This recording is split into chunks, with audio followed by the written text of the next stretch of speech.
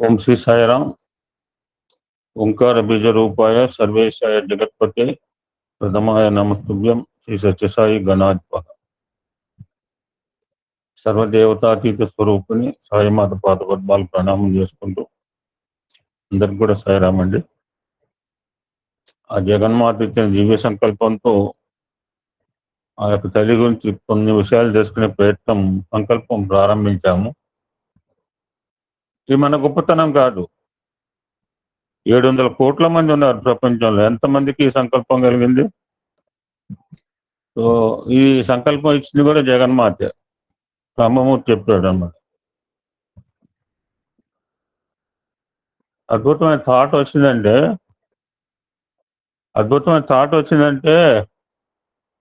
ఆ థాట్ మనకు గొప్పతనం కాదు, పరమాత్మ ఇస్తేనే వస్తుంది. 700 కోట్ల మందికి ఎందుకు రాలేదు? 700 కోట్ల మందికి ఎందుకు రాలేదు? మనకే ఎందుకు వచ్చిందంటే ఆ జగన్మాత మనకిచ్చిన అదృష్టం అనమాట. God bless you. అక్కడ నుంచి అక్కడ విభూతి ప్యాకెట్ ఒకటి ఉంది డబ్బా మీద, ఒకటి తీసుకో. కళ్యాణికమ్మా,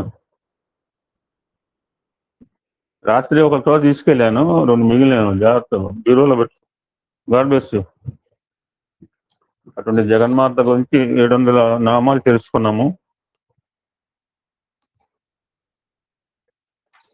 పవిత్రమైన గాయత్రి మాత దగ్గర లాస్ట్ టైం ఆగాం. సావిత్రి, గాయత్రి, సావిత్రి, సరస్వతి ఎవరైనా ఒకటే పేరు. అమ్మ అని పిలవని చాలు. ఏమి నామం తెలియకపోయినా అమ్మ అంటే చాలు, అమ్మ పలుకుతుంది. So let's will go forward సత్సంగ.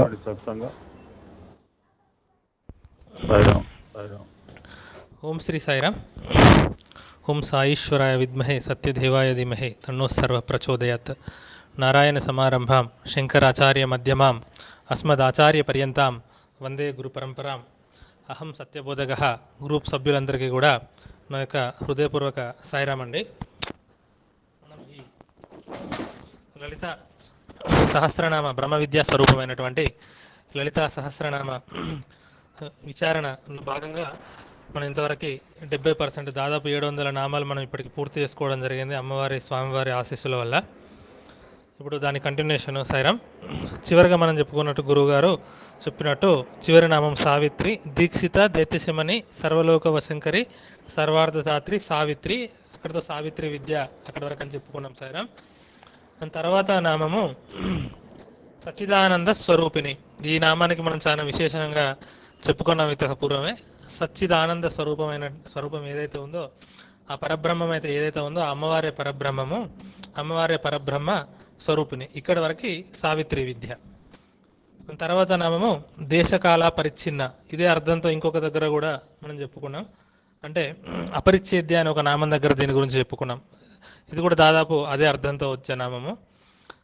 దేశము కాలము దీన్ని బట్టి ఇది ఇంతే అని నిర్దేశించే లేని తల్లి, అందరి తల్లి కాబట్టి అమ్మ దేశకాల పరిచ్ఛిన్న. తర్వాత నామము సర్వఘ. ఘ అంటే గమనము, వ్యాపించుట.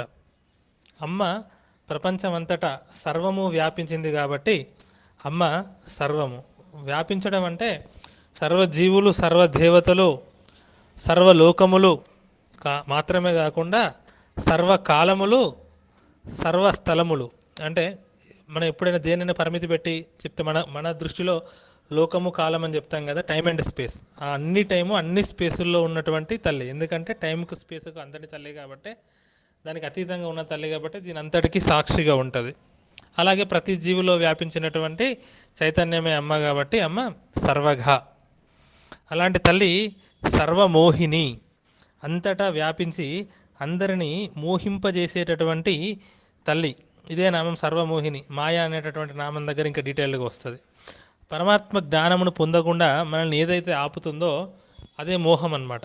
ఎందుకనంటే మనం ఆత్మజ్ఞానం, పరమాత్మ జ్ఞానం అంటే ఆత్మజ్ఞానమే పరమాత్మ జ్ఞానం. పరమాత్మ జ్ఞానం అందరం పొందడం అనేది ఉండదు. అందరం పొందినప్పుడు ఏమవుతుందంటే అందరికీ మోక్షం వస్తుంది. అలా రాకుండా అడ్డుపడేటటువంటి ఒకనొక మోహన శక్తియే అమ్మవారు అన్నమాట. అట్లా లేకపోతే ప్రపంచం నడవదు సాయిరామ్. ఉదాహరణకి ఒక పుట్టినటువంటి అప్పుడే బిడ్డ పుట్టినటువంటి తల్లి ఎవరు బిడ్డ ఎవరు తల్లి అని అనే వేదాంత ధోరణితో ఉంటే ఆ బిడ్డ బ్రతకలేదు. అంటే ఆ మోహన శక్తి. అయితే ఆ మోహము అమ్మే మళ్ళీ దాంట్లో ఇచ్చేటటువంటి దాన్ని వదలగొట్టే జ్ఞానము కూడా అమ్మవారే అన్నమాట. సో కొలతల్లో పెట్టి చూడడమే మాయ. అంటే మనం భిన్నంగా చూడడమే మాయ అన్నమాట. ఉన్నదంతా ఏక పరబ్రహ్మమే అనేటటువంటి అర్థం మనకు వాయిస్ స్ఫురించకుండా పెంచు గురు, వాయిస్ పెంచు కొంచెం, వాయిస్ పెంచు కొంచెం. ఉన్నదంతా ఓకే ఓకే ఓకే ఉన్నదంతా ఒకటే పరబ్రహ్మం అని అర్థం చేసుకోకుండా భిన్నంగా చూడడమే మోహం అన్నమాట. అలాంటి మోహాన్ని కలగజేసేది అమ్మవారే కాబట్టి అమ్మ అందరిలో కలిగించే మోహాన్ని కలిగించే తల్లి కాబట్టి అమ్మ సర్వమోహిని. ఈ సర్వమోహిని అనేది ఒకానొక శ్రీచక్రంలో ఉండేటటువంటి దేవతలు ఉంటారు కదా, అందులో ఉండేటటువంటి దేవతలలో ఖడ్గమ్మలలో వస్తుంది. ఆ త్రైలోక్య మోహన చక్రంలో ఉండేటటువంటి తల్లి ఈ సర్వమోహిని. మనకేంటంటే ఇదిగా పరమాత్మ తప్ప మనకు ఎవరైతే రకరకాల అభిషాలతో రకరకాలతో కోరికలతో ఉన్నవాడంతా ఏంటంటే వాళ్ళందరూ మోహితులే అన్నమాట. ఎందుకంటే ఉన్నది ఒకటే పరబ్రహ్మము అయినప్పుడు మనకు పొందవలసిన వాడు అని ఒకటి ఉండదు. ఉన్నదంతా ఒకటే ఉన్నప్పుడు మనం దేన్ని పొందేది అనేది సపరేట్గా ఉండదు. కాబట్టి ఏంటంటే అలాంటి కోరికలతో మోహింపజేసి అసలైన ఆత్మజ్ఞానాన్ని తెలుసుకోకుండా అడ్డుపడేటటువంటి తల్లే సర్వమోహిని. అటువంటి తల్లే మళ్ళీ సరస్వతి కూడా తర్వాత నామము. మోహమును కలిగించే శక్తియే మోహాన్ని పోడగొట్టి జ్ఞానాన్ని ఇచ్చేటటువంటి తల్లి. చాలామందికి ఒక పెద్ద డౌట్ ఏంటంటే అసలు ఇదంతా ఎందుకు చేయాలనేది మన ఆలోచనకు అందేది కాదు. దీన్ని యోగ వాసిష్ఠుల్లో చెప్తాడనమాట వశిష్ఠుడు రాముడికి. అసలు ఫస్ట్ ఈ లైఫ్ ఎప్పుడు స్టార్ట్ అయింది అని అడుగుతాడనమాట రాముడు. 0th పాయింట్ ఆఫ్ టైం ఏదని అడిగితే అప్పుడు వశిష్ఠుడు చెప్తాడు, నువ్వు ఒక సముద్రంలో పడ్డావు, దీన్ని 0th పాయింట్ ఆఫ్ టైం అడిగితే నీకు ఏ ప్రయోజనం లేదా, అది ఎవ్వరూ చెప్పలేరు. నీ యొక్క అల్టిమేట్ యాంబిషన్ ఈ సముద్రాన్ని దాటడమే తప్ప ఇందులో ఎప్పుడు పడ్డావు, ఏ పాయింట్ ఆఫ్ టైంలో పడ్డావు అని తెలుసుకుని ఏం ప్రయోజనం లేదు నాయన అని చెప్తాడనమాట. సో కాబట్టి ఏంటంటే ఇది ఆ భగవంతుడి యొక్క బ్రెయిన్. ఇప్పుడు ఒక చిన్న చీమో ఒక కుక్క ఉందనుకో, అది మన కమ్యూనికేషన్ని పూర్తిగా అర్థం చేసుకోలేదు. మన ఆలోచన ఏందో దానికి అర్థం కాలేదు. ఒక చిన్న చీమకి మనిషికి ఇంత భేదం ఉన్నప్పుడు అనంత ప్రపంచాన్ని అఖండ బ్రహ్మాండ మండలాలని సృష్టించినటువంటి పరమాత్మ యొక్క బ్రెయిన్ మన థాట్ ప్రాసెస్కి అందాలని మనం అనుకోవడం ఎంత మూర్ఖత్వం సారం. కాబట్టి ఏంటంటే ఇట్లా ఎందుకు చేస్తున్నాడు అని మనం ఆలోచించడం కన్నా దీంట్లోంచి మనం ఎట్లా బయటపడాలని ఆలోచించడమే ఉత్తమమైనటువంటి మార్గం అన్నమాట. ఎందుకంటే మనం ఈశ్వరుని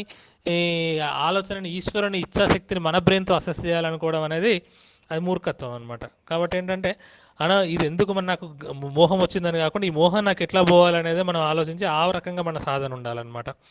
కాబట్టి అలాంటి మోహాన్ని పోడగొట్టేటటువంటి తల్లియే సరస్వతి. యాక్చువల్లీ సావిత్రీదేవియే సరస్వతీదేవి. యాక్చువల్లీ అమ్మవారికి 3 సంధ్యలలో 3 పేర్లు ఉంటాయన్నమాట.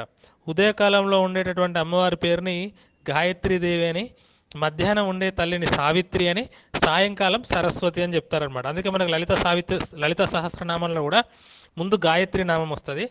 ఇంతకుముందు లాస్ట్ క్లాస్లో సావిత్రి నామం వచ్చింది, ఇప్పుడు సరస్వతి నామం వచ్చింది అనమాట. అంటే ఇది కూడా ఒక సూర్యోదయం నుంచి సూర్యాస్తమయం వరకు మనం ఫస్టే చెప్పుకున్నాం కదా. ఇందులో ఉన్నటువంటి 365 పాదాలు సంవత్సరంలో ఉన్నటువంటి ఒక్కొక్క రోజుకు ప్రతీక అని లలిత సహస్రనామం.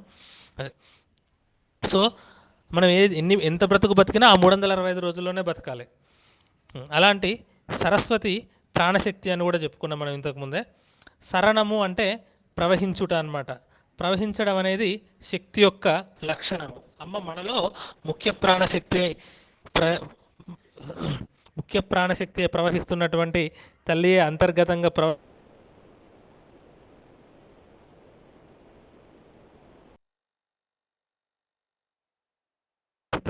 ఒక గురువు నుంచి శిష్యుడికి ఒక గురు పరంపరాగతంగా జ్ఞానము ప్రవహిస్తుంది. కాబట్టి అలా గురు పరంపరాగతంగా ప్రవహించేటటువంటి జ్ఞానం కూడా సరస్వతియే. అందరి దృష్టి ఎవరి వైపు ప్రసరింపజేస్తారో ఆ తల్లి కూడా సరస్వతియే. మనకు లోకంలో ఇది కావాలి అది కావాలని రకరకాల శుభాల మీద మన దృష్టి ప్రసరింపజేస్తాము. అంటే మనకు ఒక ఉద్యోగం కావాలి, మనకు ఒక డబ్బు కావాలి, మనకు ఒక మంచి సంబంధం కావాలి, మంచి రిలేషన్షిప్ కావాలి, మనకు ఆనందం కావాలి. అంటే మన దృష్టి దేని మీద ప్రసరిస్తుందో, దేని మీద ప్రవహిస్తుందో ఆ శుభాలన్నీ కూడా అమ్మవారి యొక్క స్వరూపమే. సరస్వతి అంటే కేవలము విద్యనిచ్చే దేవత మాత్రమే కాదు, సరస్వతి అంటే సమస్తమును ఇచ్చేటటువంటి తల్లియే సరస్వతి. కాబట్టి అమ్మ యొక్క జ్ఞాన స్వరూపము, ఇది సర్వ ఐశ్వర్యములను కూడా ఇచ్చేటటువంటి తల్లి సరస్వతి. ఇలాంటి తల్లి ఎక్కడుంది అంటే శాస్త్రమయి. శాస్త్రమయి, మయి అంటే ఉంగరము, బంగారు మయము. ఇప్పుడు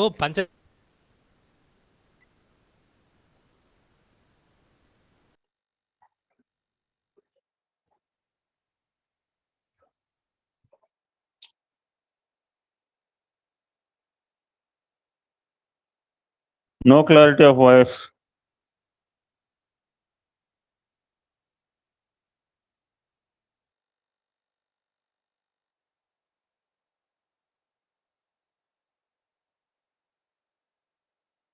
వాయిస్ క్లారిటీ లేదు గురు.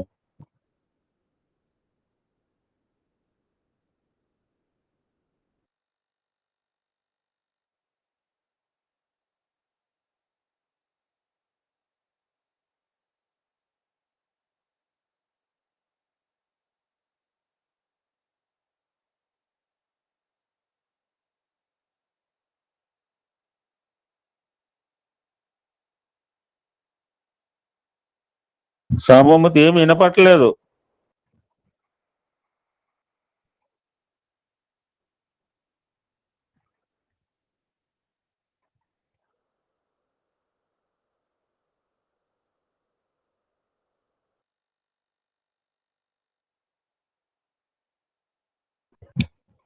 అన్నపూర్ణ గారు ఒక అమ్మవారికి కీర్తన పాడండి.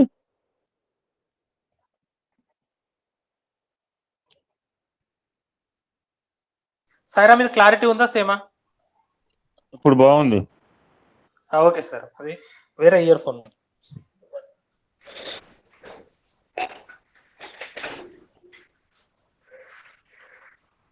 శాస్త్రమై మొదలుపెట్టు.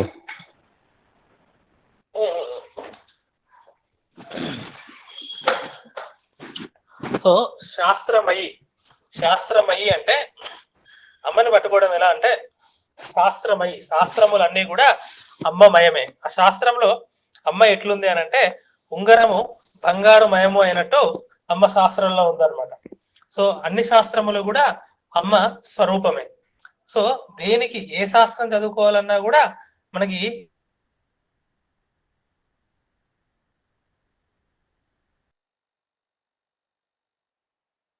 తెలుసుకోవడానికి మనకు ఉండేటువంటి జ్ఞానము కూడా అమ్మే అన్నమాట.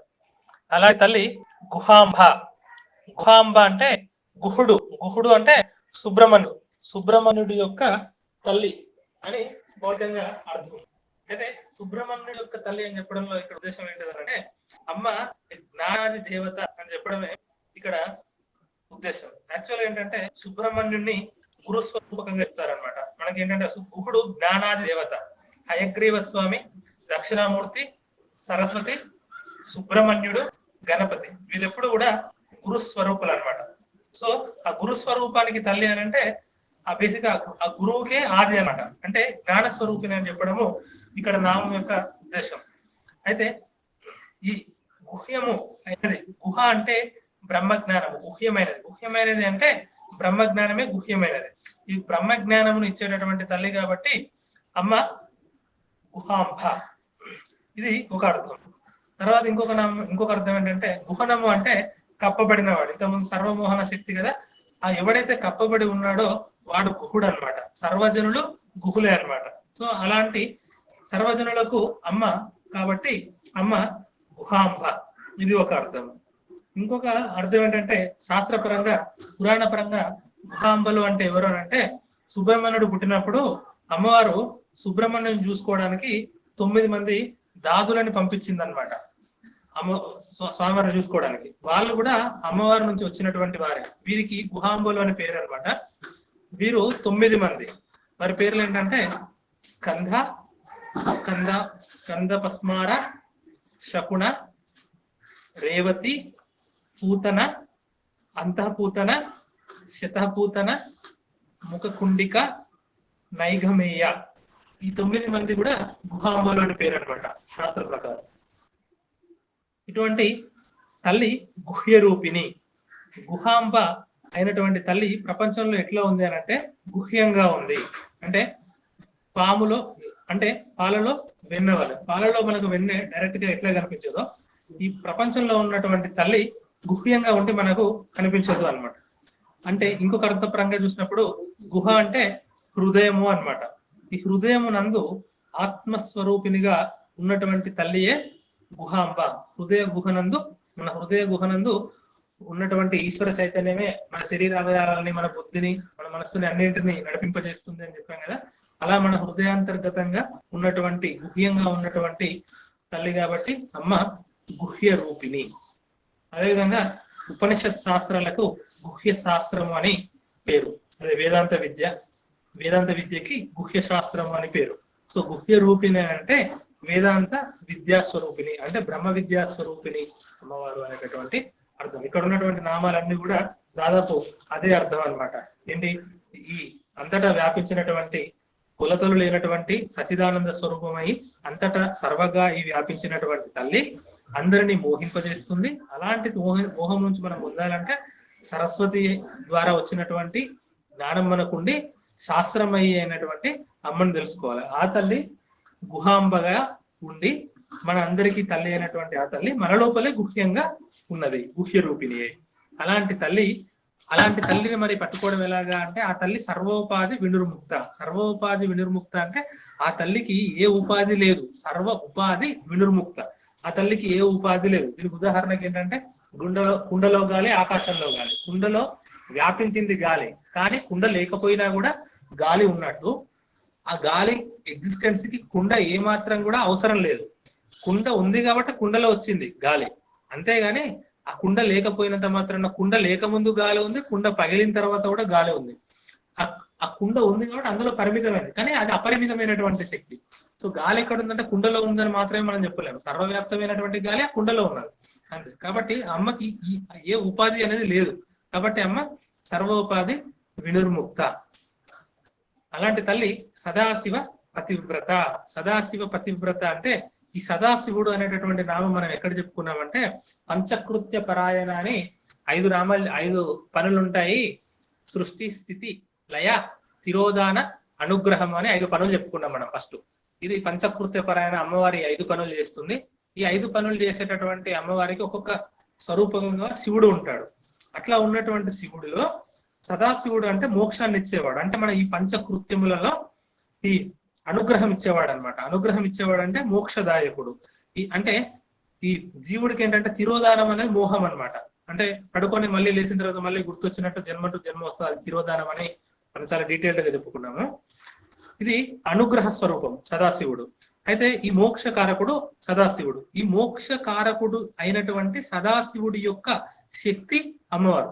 కాబట్టి ఆ అమ్మవారు సదాశివ పతివ్రత.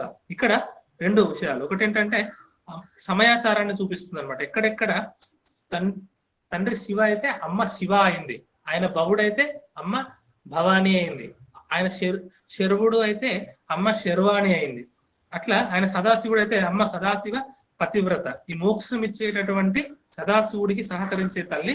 ఇది అమ్మ యొక్క పాతివ్రత్యాన్ని తెలిపేటటువంటి నామము, అదే విధంగా సమయాచారాన్ని చూపించేటటువంటి నామము. తర్వాత నామము సంప్రదాయేశ్వరి. ఇది కూడా చాలా ఉత్కృష్టమైనటువంటి నామం సారా. సంప్రదాయేశ్వరి, సత్సంప్రదాయములు అన్నింటికి అమ్మ నియామకురాలు.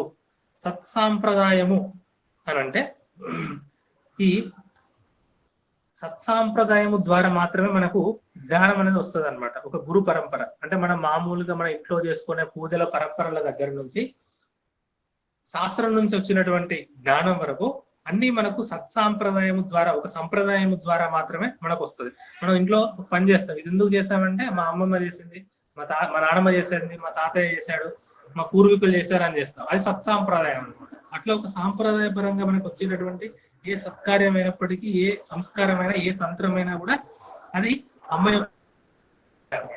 అదే విధంగా జ్ఞానం అనేది సత్సాంప్రదాయంగా అమ్మవారు యాక్చువల్ అయ్యవారిని అడుగుతుంది అనమాట. లోకంలో ఉండేటటువంటి ఆ బిడ్డలందరికీ కూడా ముక్తి ముక్తి రెండు ఇచ్చేటటువంటి ఒక విద్యను ప్రసాదించు స్వామి అని అడిగినప్పుడు ఆయన దక్షిణామూర్తి రూపకంగా వచ్చి బ్రహ్మ విద్య ఉపదేశం అనేది చేస్తాడనమాట. స్వామి దక్షిణామూర్తి, ఆ దక్షిణామూర్తి నుంచి మళ్ళీ గురు పరంపరగా మనకు జ్ఞానం వచ్చింది. ఇలా వచ్చినటువంటి ఆ పరంపరగా వచ్చినటువంటి ఏదైతే ఉందో దాన్ని సంప్రదాయం అంటారు అనమాట. ఇలాంటి సాంప్రదాయాలకు అమ్మ ఈశ్వరి కాబట్టి అమ్మ సంప్రదాయేశ్వరి, ఇది ఒక అర్థము. తర్వాత దాయము అంటే ఇవ్వబడినది అని అర్థం. ప్రదాయము అంటే గొప్పగా ఇవ్వబడ్డది. సంప్రదాయము అని అంటే సంపూర్ణంగా ఇవ్వబడ్డది అనమాట. సంపూర్ణంగా గొప్పగా ఇవ్వబడ్డది ఏది ఉందో దానికే సంప్రదాయము అంటారనమాట. సో అలా గొప్పగా సంపూర్ణంగా ఇవ్వబడ్డటువంటి జ్ఞానంకు అమ్మ ఈశ్వరి కాబట్టి, అలాంటి పరంపరకి అమ్మ ఈశ్వరి కాబట్టి అమ్మ సంప్రదాయేశ్వరి. అలాంటి తల్లి సాధ్వి. ఈ సాధ్వి నామము రెండు రకాలుగా ఉంటది. కొన్ని పాఠాలలో సాధ్వి అని ఉంటది, కొన్ని పాఠాలలో సాధు అని ఇచ్చి ఈ అని ఇంకొక నామంగా ఉంటది అన్నమాట. అంటే 1000 సంఖ్యకి అటు ఇటుగా ఉన్నప్పుడు ఈ నామాన్ని విడదీసుకోవడం కానీ కలుపుకోవడం ఎట్లా చదువుకున్నా కూడా తప్పేలేదు. సాధ్వి బ్యాక్గ్రౌండ్ ఏదో సౌండ్ వస్తుంది గురు. సరే, బ్యాక్గ్రౌండ్ ఏదో సౌండ్ వస్తుంది, క్లియర్ లేదు వాయిస్. బ్యాక్గ్రౌండ్ డిస్టర్బెన్స్ ఉంది సార్ కొంచెం. ఇది సార్ క్లియర్ ఉందా ఇప్పుడు?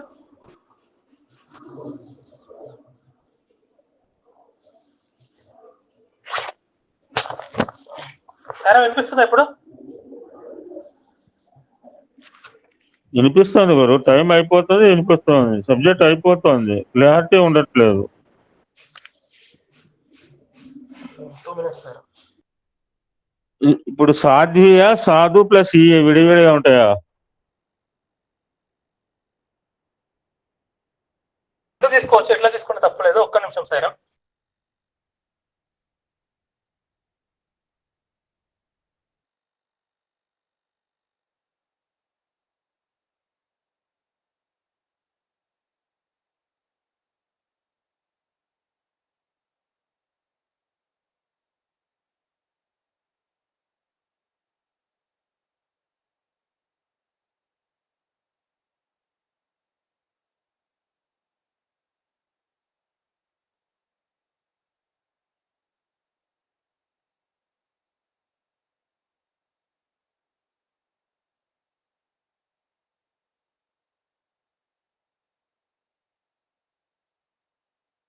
సాయిరామ్.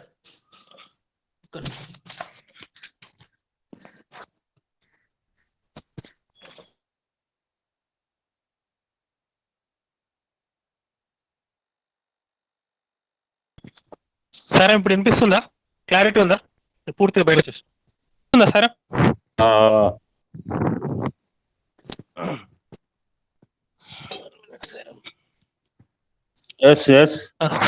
సార్ ఐ థింక్ ఇప్పుడు క్లారిటీ ఉంటుంది. కంప్లీట్గా బయటకు వచ్చేసిన, పై టెర్రస్ మీదకి వచ్చేసిన. ఓకే. ఈ సంప్రదాయేశ్వరి అంటే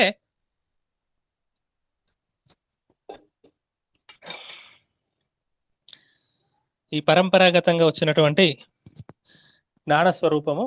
ఆ పరంపర ఏదైతే ఉందో ఆ పరంపర, ఆ సంప్రదాయము అమ్మ యొక్క స్వరూపమే కాబట్టి అమ్మ సంప్రదాయేశ్వరి. అలాంటి తల్లి సాధ్వి. ఈ సాధ్వి నామము కొన్ని పాఠాలలో సాధు ఈ అని, కొన్ని పాఠాలలో సాధ్వి అని ఉంటది. ఈ సాధ్వి అనేటటువంటి నామము సాధు అనేటటువంటి నామానికి స్త్రీవాచకం అన్నమాట. అంటే సాధు లక్షణములు కలిగినటువంటి స్త్రీయే సాధ్వి. ఇది ఒక అర్థము. ఇంకొకటి ఏంటంటే సాధు అనేటటువంటి నామానికి శాస్త్రార్థం ఏంటంటే బాగు బాగు అని మెచ్చుకునేటటువంటి గుణములు ఏవైతే ఉంటాయో ఆ గుణములన్నింటికి కూడా సాధు అని పేరు అన్నమాట. సో అమ్మవారు కానీ ఈ పరబ్రహ్మం ఎప్పుడైనా కూడా అనంత కళ్యాణ గుణముల నిధి కాబట్టి, అలాంటి అనంత కళ్యాణ గుణముల నిధి అయినటువంటి తల్లి కాబట్టి అమ్మ సాధ్వి. ఇంకొకటి ఏంటంటే ఈ ఎప్పుడైనా కూడా పరమాత్మ స్వరూపం అనేది పూర్ణ సత్వగుణ ప్రధానంగా ఉంటది కాబట్టి అలాంటి సత్వగుణ పూర్తిగా సంపూర్ణ సత్వగుణం ఉన్నటువంటి తల్లి కాబట్టి అమ్మ సాధ్వి. సాధ్వి అనేది పతివ్రత అనేటటువంటి నామానికి పర్యాయపదంగా కూడా చెప్పబడుతుంది. అమ్మ సదాశివ పతివ్రత కాబట్టి అమ్మ సాధ్వి. ఇది సాధ్వి అనేటటువంటి నామానికి అర్థం. ఇందులో ఈ సాధు ఈ అనేటటువంటి నామాన్ని తీసుకున్నప్పుడు ఈ సాధు సాధ్వి అనేటటువంటి నామానికి రెండు సేమ్ ఉన్నప్పటికీ కూడా ఈ అనేటటువంటి నామాన్ని సపరేట్ నామంగా చదువుకున్నప్పుడు ఈ ఈ అనేది ఏంటంటే ఈ అనేది ఈ అనేది వర్ణమాలలో 4వ అక్షరం.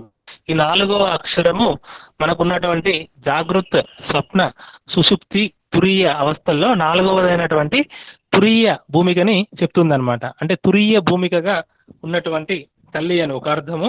మనం ఈంకారం గురించి కామకళా రూపిణి దగ్గర ఈంకారం గురించి చాలా డీటెయిల్గా చెప్పుకున్నాం. అక్కడ ఈంకారానికి ఏ అర్థాలు ఉన్నాయో అలాంటి ఈంకార స్వరూపిణి అనేటటువంటి అర్థం కూడా ఇక్కడ ఈ అనేటటువంటి నామం దగ్గర తీసుకోవచ్చు సార్. ఇది సంప్రదాయేశ్వరి సాధ్వి. ఇలాంటి తల్లి గురుమండల రూపిణి. ఇది చాలా విశిష్టమైనటువంటి నామము. అమ్మవారు సాక్షాత్తు గురువుగా గీత బోధించింది కూడా మనము దేవి భాగవతంలో చూడవచ్చు. అమ్మవారు గురు స్వరూపిణి. తర్వాత నామంలో డైరెక్ట్ గా వచ్చేస్తుంది దక్షిణామూర్తి రూపిణి అని. అయితే గురు మండలము చిన్న కించిత్ భేదం అనమాట. అయితే సంప్రదాయంగా మనకు జ్ఞానం వచ్చినప్పుడు ఆ వచ్చినటువంటి ఆ మార్గం అంతా కూడా గురు మండలముగా ప్రకాశిస్తుంది అనమాట. ఆ గురు మండలము సాక్షాత్ అమ్మ స్వరూపము అనమాట. అంటే గురు మండలం అంటే స్వగురు, పరమగురు, పరమేష్టి గురు. స్వగురు అంటే మన గురువు, గురువు గారి గురువు, మళ్ళీ ఆయన గురువు, గురువు గారి గురువు పరమ గురువు అవుతారు, మళ్ళీ ఆయన గురువు పరమేష్టి గురువు అవుతారు అనమాట. ఈ పరంపర గురు మండలం అంటారనమాట.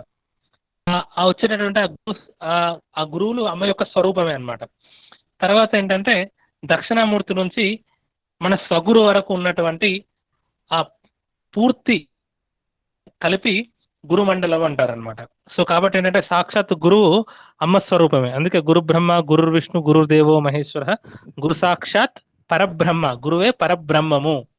అది గురు సాక్షాత్ పరబ్రహ్మ. ఎందుకంటే పరబ్రహ్మమే మళ్ళీ శివుడు, విష్ణువు అన్నీ అవుతాయి. ఆ పరబ్రహ్మమే గురువు అని, ఆ గురువే పరబ్రహ్మమే గురువుగా వస్తుంది. అది సో అలాంటి దక్షిణామూర్తి దగ్గర నుంచి స్వగురు వరకు ఉన్నటువంటి గురు పరంపర అంతా కూడా సాక్షాత్ పరబ్రహ్మ స్వరూపమే, సాక్షాత్ అమ్మ స్వరూపమే. కాబట్టి అది గురుమండలము. ఆ గురుమండలం అమ్మ స్వరూపమే కాబట్టి అమ్మ గురుమండల రూపిణి.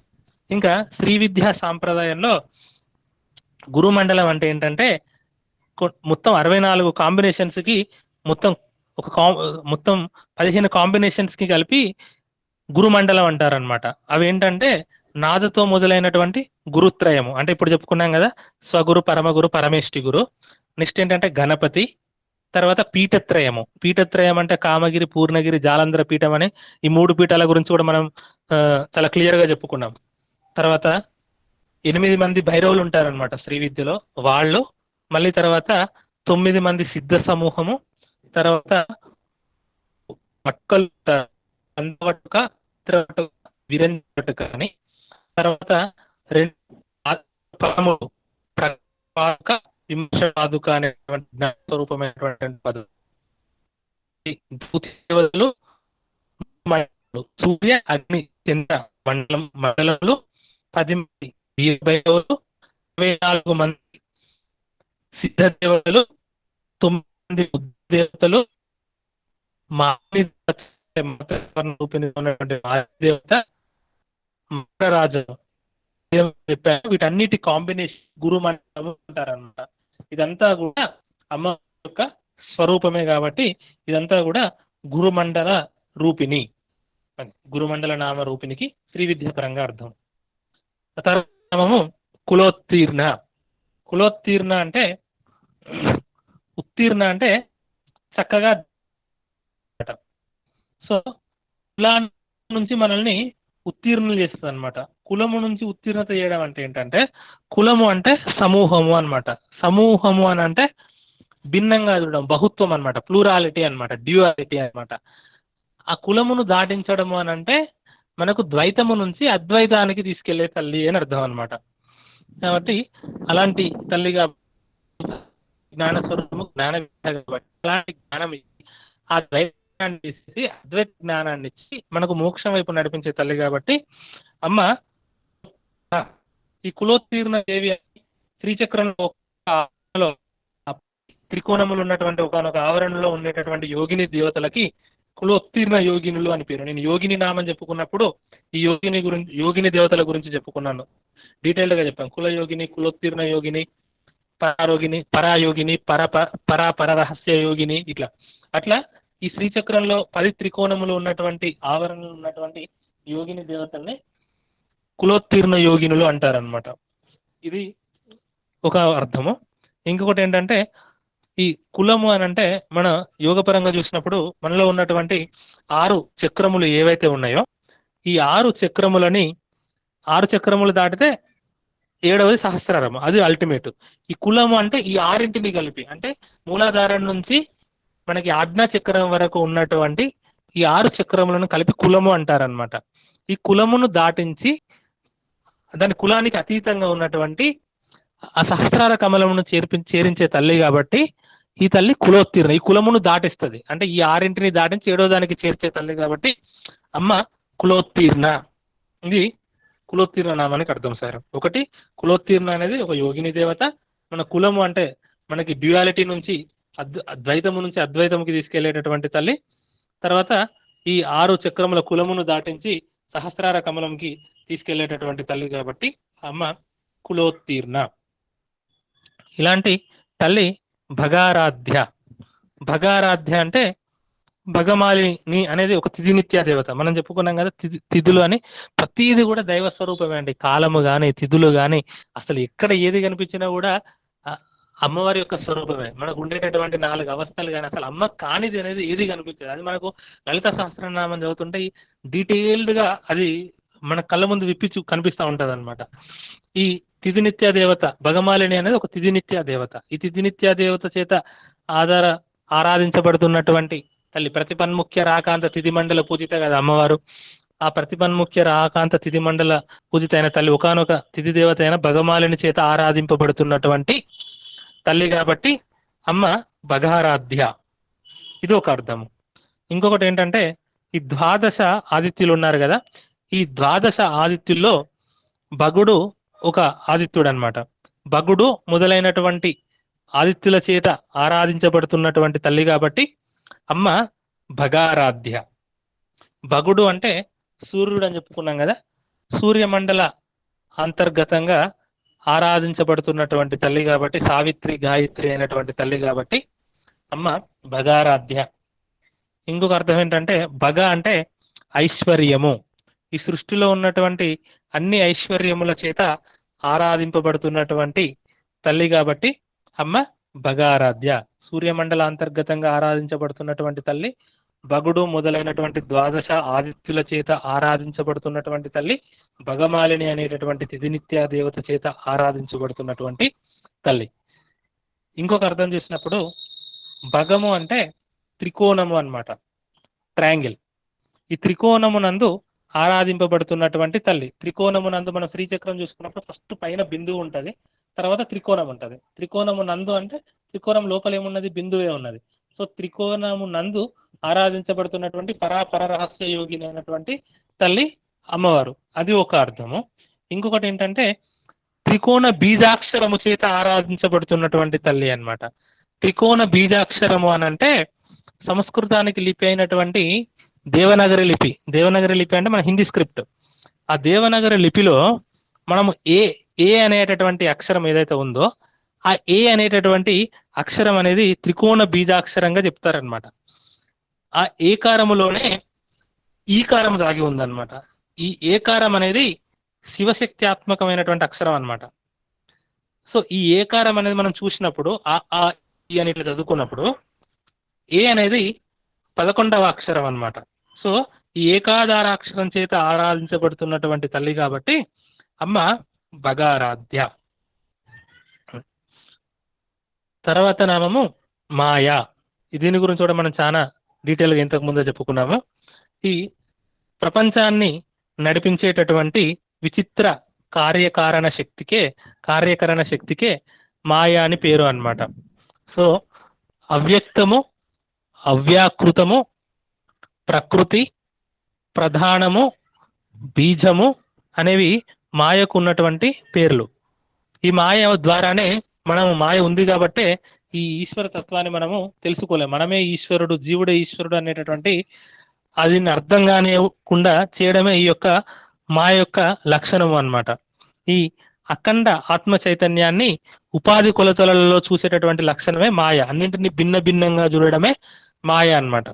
అందుకే శ్రీకృష్ణుడు చెప్తాడనమాట భగవద్గీతలో, నేనే మాయని, నా మాయని ఎవరు దాటలేరు, నేను తప్ప ఏది చింతన చేయడో, నన్ను ఆశ్రయించి నేను తప్ప వేరే ఏది చింతన చేయడో వాడు మాత్రమే నా మాయను దాటగలడు అని చెప్తాడు.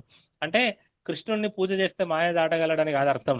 సరే తప్పర్థంగా ఏం కాదు, కానీ అక్కడ చెప్పింది ఏంటంటే నేను తప్ప అన్యము ఎరగడు, నేను తప్ప అన్యము ఎరగడు అన్నప్పుడు ఆ చూసే వస్తువు కనిపించేది ప్రతిదీ కూడా కృష్ణుడి యొక్క స్వరూపకంగా చూడడం అనమాట దాని అర్థం.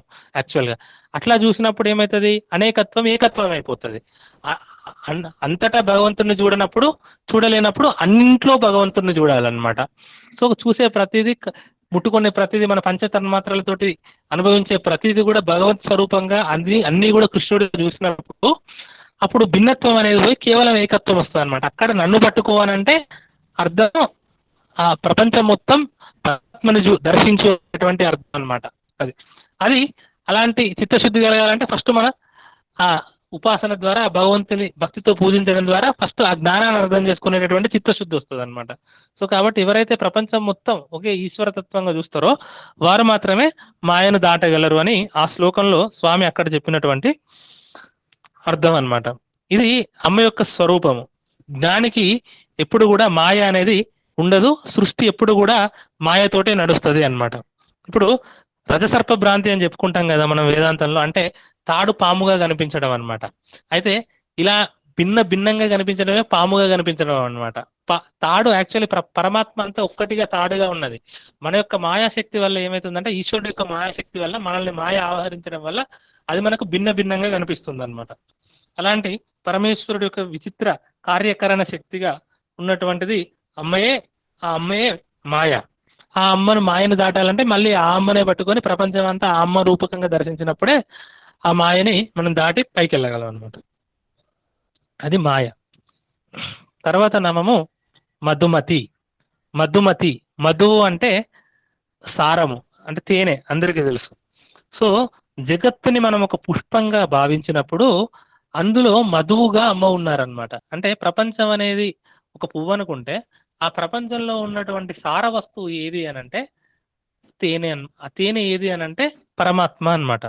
అంటే ఇప్పుడు మనం ప్రపంచంలో అందరూ పువ్వులను చూసినప్పటికీ కూడా తేనె అందరం మనం పట్టుకోలేము. తేనె కేవలం తుమ్మద మాత్రమే పట్టుకోగలదు. అట్లానే ఎంతమంది జీవులు ఉన్నప్పటికీ ఎవరు జ్ఞాని అవుతాడో ఆ జ్ఞాని మాత్రమే కనిపించేటటువంటి ప్రపంచంలో సార వస్తువు అయినటువంటి పరమాత్మను పట్టుకోగలడు అనమాట. అనేది అట్లా నామరూప జగత్తునందు సారమైనటువంటి సచిదానంద స్వరూపకంగా ఉన్నటువంటి తల్లి కాబట్టి అమ్మ మధుమతి. అది సో కాబట్టి ఈ సృష్టిలో సారవంతమైనటువంటి వస్తువుగా ఉన్నటువంటి తల్లి కాబట్టి అమ్మ మధుమతి. ఇంకొక అర్థం ఏంటంటే మధువు అంటే ఆనందము అన్నమాట. సో ప్రపంచం అంతా వ్యాపించినటువంటి ఆనందమే అమ్మ అన్నమాట. మనకు కలిగేటటువంటి చిన్న చిన్న ఆనందాల దగ్గర నుంచి ఆ అఖండమైనటువంటి సచ్చిదానందం కూడా పూర్తిగా అమ్మ స్వరూపమే. ఆ అఖండమైనటువంటి సచ్చిదానంద ఏదైతే ఉందో ఆ ఆనందమే మధువు. ఆ ఆనంద స్వరూపిణి అమ్మే కాబట్టి ఆ అమ్మ మధుమతి. సో సచ్చిదానంద స్వరూపిణి అని ఒక అర్థము, ప్రపంచానికి సార వస్తువు అయినది అని ఇంకొక అర్థము. ఇంకొక అర్థం ఏంటంటే ఉపనిషత్తులో మధు విద్య అని ఒక విద్య ఉన్నదన్నమాట. ఇదేంటంటే సూర్యుడిని మొత్తము ఒక తేనె ముద్దగా దీంట్లోకి చూస్తారనమాట. సూర్యుడు ఒక తేనె ముద్ద ఎలా అవుతాడు అని అంటే యాక్చువల్ ఏంటంటే ప్రపంచానికి మొత్తం పోషించేది సూర్యుడే. మనం ఏది తిన్నా మనం అది ఎట్లా తింటామంటే మనం ఒక చెట్ల నుంచి వచ్చిందే తింటాం మనం సాధారణంగా. చెట్ల నుంచి సరే ఇంకా ఎక్స్ట్రీమ్ అయినప్పుడు జంతువులను తిన్నప్పటికీ కూడా ఆ జంతువులు మళ్ళీ మొక్కలనే తింటాయి. ఆ మొక్క ఎక్కడి నుంచి వచ్చింది, ఆ మొక్కకు శక్తి ఎక్కడి నుంచి వచ్చింది, మనం సైంటిఫిక్గా చూసినప్పటికి కూడా ఆ మొక్క సూర్యుడి నుంచి వచ్చేటటువంటి సూర్యరశ్మిని తీసుకొని క్లోరోఫిల్ సహాయంతో అది కిరణజన్య సంయోగక్రియ ఫోటోసింథసిస్లో అది పిండి పదార్థం అంటే కార్బోహైడ్రేట్ని తయారు చేసుకున్నప్పుడు అది పదార్థంగా తయారు, దాన్ని తీసుకొని వివిధ జంతువులు బ్రతుకుతాయి. ఆ క్లోరోఫిల్ తయారు కావడానికి వచ్చేటటువంటి శక్తి ఏదైతే ఉందో అది కంపల్సరీ సూర్యుడి నుంచి రావాల్సిందే. సూర్యుడు లేకపోతే అది పెరగదు, అది రాదు. కాబట్టి ఏంటంటే ఈ ఆహారం అనేది మనం బ్యాక్గా వెళ్ళి చూసినప్పుడు అల్టిమేట్గా సూర్యుడే అన్నాన్ని ఇస్తున్నట్టు అట్లా చూసినప్పుడు. సో కాబట్టి సూర్యుడే అందరికీ మధువై ఒక పెద్ద తేనె ముద్దే అందరికీ ఆహారం పెడుతున్నాడు. కాబట్టి అలా సూర్యమండలాంతర్గతంగా ఉన్నటువంటి సూర్యశక్తి రూపిణైనటువంటి జగత్తును పోషించేటటువంటి ఆ శక్తి ఏదైతే ఉన్నదో అది ఆ స్వరూపకంగా ఉన్నటువంటి తల్లి కాబట్టి అమ్మ మధుమతి. ఈ సూర్యమండల శక్తి ఏదైతే ఉందో సార్, అది కేవలం ఈ భూమి మీద ఉన్న వారికి మాత్రమే కాకుండా దేవతలు, పితృదేవతలు, ఈ వేరు మండలాలలో ఎవరెవరైతే ఏ ప్రాణులైతే ఏ గణములు ఉంటాయో ఆ గణములన్నింటికీ కూడా ఫీడ్ చేసేది సూర్యుడే అన్నమాట. అలాంటి సూర్యమండల అంతర్గతంగా అలా పోషించేటటువంటి శక్తి అమ్మ స్వరూపం కాబట్టి అమ్మ మధుమతి. సో సచిదానంద స్వరూపము, జగత్తులో సారవస్తువు, సూర్యమండలాంతర్గతమైనటువంటి పోషించేటటువంటి పోషకరణ శక్తి ఏదైతే ఉందో అది మధుమతి. ఆ తల్లి మహి. మహి అంటే భూమి. భూమి కూడా అమ్మ యొక్క స్వరూపమే. ఇదే మనం అష్టమూర్తి తత్వం దగ్గర చాలా క్లియర్గా చెప్పుకున్నాం కదా, అష్టమూర్తి అంతకుముందు వచ్చిన నామము. ఈ భూమి ఏం చేస్తుంది అంటే సూర్యుడి నుంచి శక్తి పొంది ప్రపంచంలోకి ఇస్తుంది. అసలు భూమి గురించి ఒకసారి ఆలోచించితే సూర్యుడు ఎంత పెద్ద కాన్సెప్ట్, భూమి కూడా అంతే పెద్దదండి. భూమి నుంచి మనకి ఎన్ని వస్తున్నాయండి? భూమి నీళ్ళు వస్తున్నాయి, భూమి నుంచి పంటలు వస్తున్నాయి, భూమి నుంచి బంగారం, ఎన్ని వస్తువులు వస్తున్నాయి, భూమి నుంచి ఎంత సంపద వస్తున్నది. సో సమస్త ఐశ్వర్యం కూడా మనకు భూమి నుంచే వస్తుంది. ఆ భూమి తన శక్తిని చంద్రుడి నుంచి, సూర్యుడి నుంచి తీసుకుంటుంది. అలా మనకు ఇవన్నీ అందించేటటువంటి భూమి కూడా అమ్మ యొక్క స్వరూపమే అన్నమాట. కాబట్టి అమ్మ మహి. మహి అంటే గొప్పది అని ఇంకొక అర్థం ఉందన్నమాట. అందరికన్నా అమ్మ గొప్పది కాబట్టి అమ్మ మహి అన్నమాట.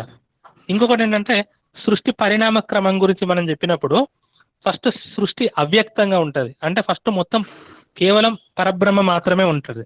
దాని నుంచి మహత్తు వచ్చి, మహత్తు నుంచి అహంకారం వచ్చి, అహంకారం పంచభూతాలుగా, తర్వాత పంచ తన్మాత్రలుగా వచ్చి ఈ జీవులుగా పరిణమిస్తుంది అన్నమాట. ఇట్లా అవ్యక్తం నుంచి మహత్తుగా వచ్చింది కదా, ఇలా మహత్తుగా వచ్చినటువంటి ప్రకృతి ఏది ఉందో దానికి మహి అని పేరు అన్నమాట. సో మహి అంటే భూస్వరూపంలో ఉన్నటువంటి తల్లి. ఇంకొకటి ఏంటంటే మనకి గొప్పదైనటువంటి తల్లి, ఈ సృష్టి పరిణామ క్రమంలో మహత్ రూపకంగా వచ్చినటువంటి తల్లి కాబట్టి అమ్మ మహి. ఇలాంటి తల్లి ఘనాంబ, ఇంతకుముందు గుహ్యాంబ, ఇప్పుడు ఘనాంబ. ఘనాంబ అంటే గణపతి, రెండో కలిపితే కుమార గణనాథాంబ, అది కూడా అమ్మవారే, ఆ నామం కూడా వచ్చింది. ఇక్కడ గణుడు అంటే గణపతి, గణపతి యొక్క తల్లి కాబట్టి ఘనాంబ. ఇది ఒక అర్థము. ఇంకొకటి ఏంటంటే ఘనము అని అంటే ఏంటంటే ఒకే లక్షణము కలిగినటువంటి సమూహాన్ని గణము అంటారనమాట. అంటే ఇప్పుడు వృక్షగణములు, తర్వాత పశుగణములు, మనుష్యగణములు, ఇట్లా అన్నమాట. సో ఈ ఈ సమూహములకి బట్టి అమ్మ ఘనాంబ. ఆ ఘనాంబ అంటే గణపతి గణముల యందే, ఈ గణాధిపతి అనేది గణపతి గణముల యందే ఉంటాడు. అందుకే మనము గణానాం త్వామని చదువుతాం. గణానాం త్వామన్ అంటే ఈ ఘనాధిపతి అయినటువంటి ఈ గణపతి గణముల యందే ప్రకాశిస్తాడు అనమాట. ఈ గణములన్నీ ఈ రకరకాల సమూహాలకు కూడా తల్లి ఎవరు అని అంటే అమ్మే కాబట్టి అమ్మ ఘనాంబ. ఇది ఒక అర్థము. ఇంకొకటి ఏంటంటే ఈ రకరకాల గణములు తీసుకున్నప్పుడు ఈ అనేకములైనటువంటి గణముల యందు ఏకాత్మకంగా ఉన్నటువంటి ఈశ్వర చైతన్యమే, ఆ పరమాత్మే గణపతి అన్నమాట. ఇది ఒక అర్థము. ఇంకొకటి ఏంటంటే 7 కోట్ల మంత్రరాశులుకి గణములు అని పేరు అన్నమాట. ఈ 7 కోట్ల మంత్రములలో వాటికి పతి అయిన ఓంకార రూపుడే గణపతి అన్నమాట. సో ఇక ఇలాంటి ఓంకార రూపుడైనటువంటి గణపతికి తల్లి కాబట్టి ఈ మంత్రములు, సమస్త మంత్రములు అన్నింటికీ తల్లి కాబట్టి సమస్త మంత్రములు గణములైతే వాటికి తల్లి గణాంబ, అమ్మ అన్నమాట. సో ఇంకొకటి ఏంటంటే అక్షరములకి ఘనములు అని పేరు అనమాట. అమ్మ మాతృకా వర్ణ రూపిణి కదా, ఆ సమస్త అక్షరములకి తల్లిగా అమ్మ గణపతి దేవుడి యొక్క తల్లి కాబట్టి అమ్మ గణాంబ. మంత్రములన్నీ గణములైతే ఆ మంత్ర అన్నింటికి కూడా అమ్మ నుంచి వచ్చినాయి కాబట్టి వాటన్నింటికి అమ్మ కాబట్టి అమ్మ ఘనాంబ. అక్షరములు గణములైతే వాటన్నింటికి అమ్మ కాబట్టి, అక్షరములకు తల్లి కాబట్టి అమ్మ మాతృకా వర్ణ రూపిణి కాబట్టి అమ్మ గణాంబ. ఇలాంటి తల్లి గుహ్యకారాధ్య, గుహ్యకుల చేత ఆరాధించబడుతున్నటువంటి తల్లి అన్నమాట. గుహ్యంగా అంటే రహోయాగం అంటే అంతర్ముఖ సమారాధ్య బహిర్ముఖ సుదుర్లభ అని చెప్పుకుంటాం కదా. అంటే అంతర్ముఖంగా అమ్మవారిని ఎవరైతే ఆరాధిస్తారో వారిని గుహ్యులు అంటారనమాట. ఈ గుహ్యుల చేత ఆరాధించబడుతున్నటువంటి తల్లి అంటే ఎవరైతే అంతర్ముఖులై అమ్మని ఆరాధిస్తారో వారి ఆరాధనని అమ్మవారు తీసుకుంటుంది అనమాట. కాబట్టి అలాంటి గుహ్యుల చేత ఆరాధించబడేటటువంటి తల్లి కాబట్టి అమ్మ గుహ్యకారాధ్య, అంతర్ముఖులైనటువంటి సాధకుల చేత ఆరాధింపబడే తల్లి కాబట్టి అమ్మ గుహ్యకారాధ్య. ఇంకొకటి ఏంటంటే గుహ్యకులు అని ఒకానొక గణం అన్నమాట, ఒకానొక జాతి అన్నమాట. ఈ గుహ్యకులు యక్షులకి కలిపి కుబేరుడు ప్రభు అన్నమాట. అలాంటి గుహ్య గణము చేత ఆరాధింపబడుతున్నటువంటి తల్లి కాబట్టి అమ్మ గుహ్యకారాధ్య. సో అంతర్యాగము ద్వారా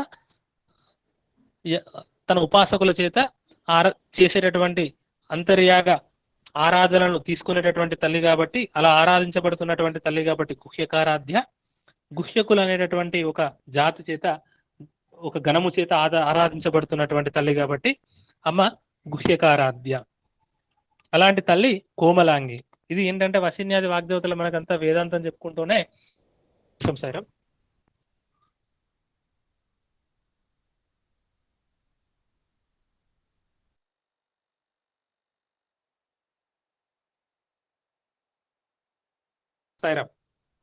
సైరామ్. సో ఈ కోమలాంగి అనేటటువంటి నామం ఏంటంటే రూపవర్ణన. మనకు వేదాంత జ్ఞానం ఇస్తూనే ఈ మధ్య మధ్యలో అమ్మెవరు అని చెప్తా ఉంటారనమాట మనకి. ఆ కోమలాంగి, కోమలం అని అంటే సుకో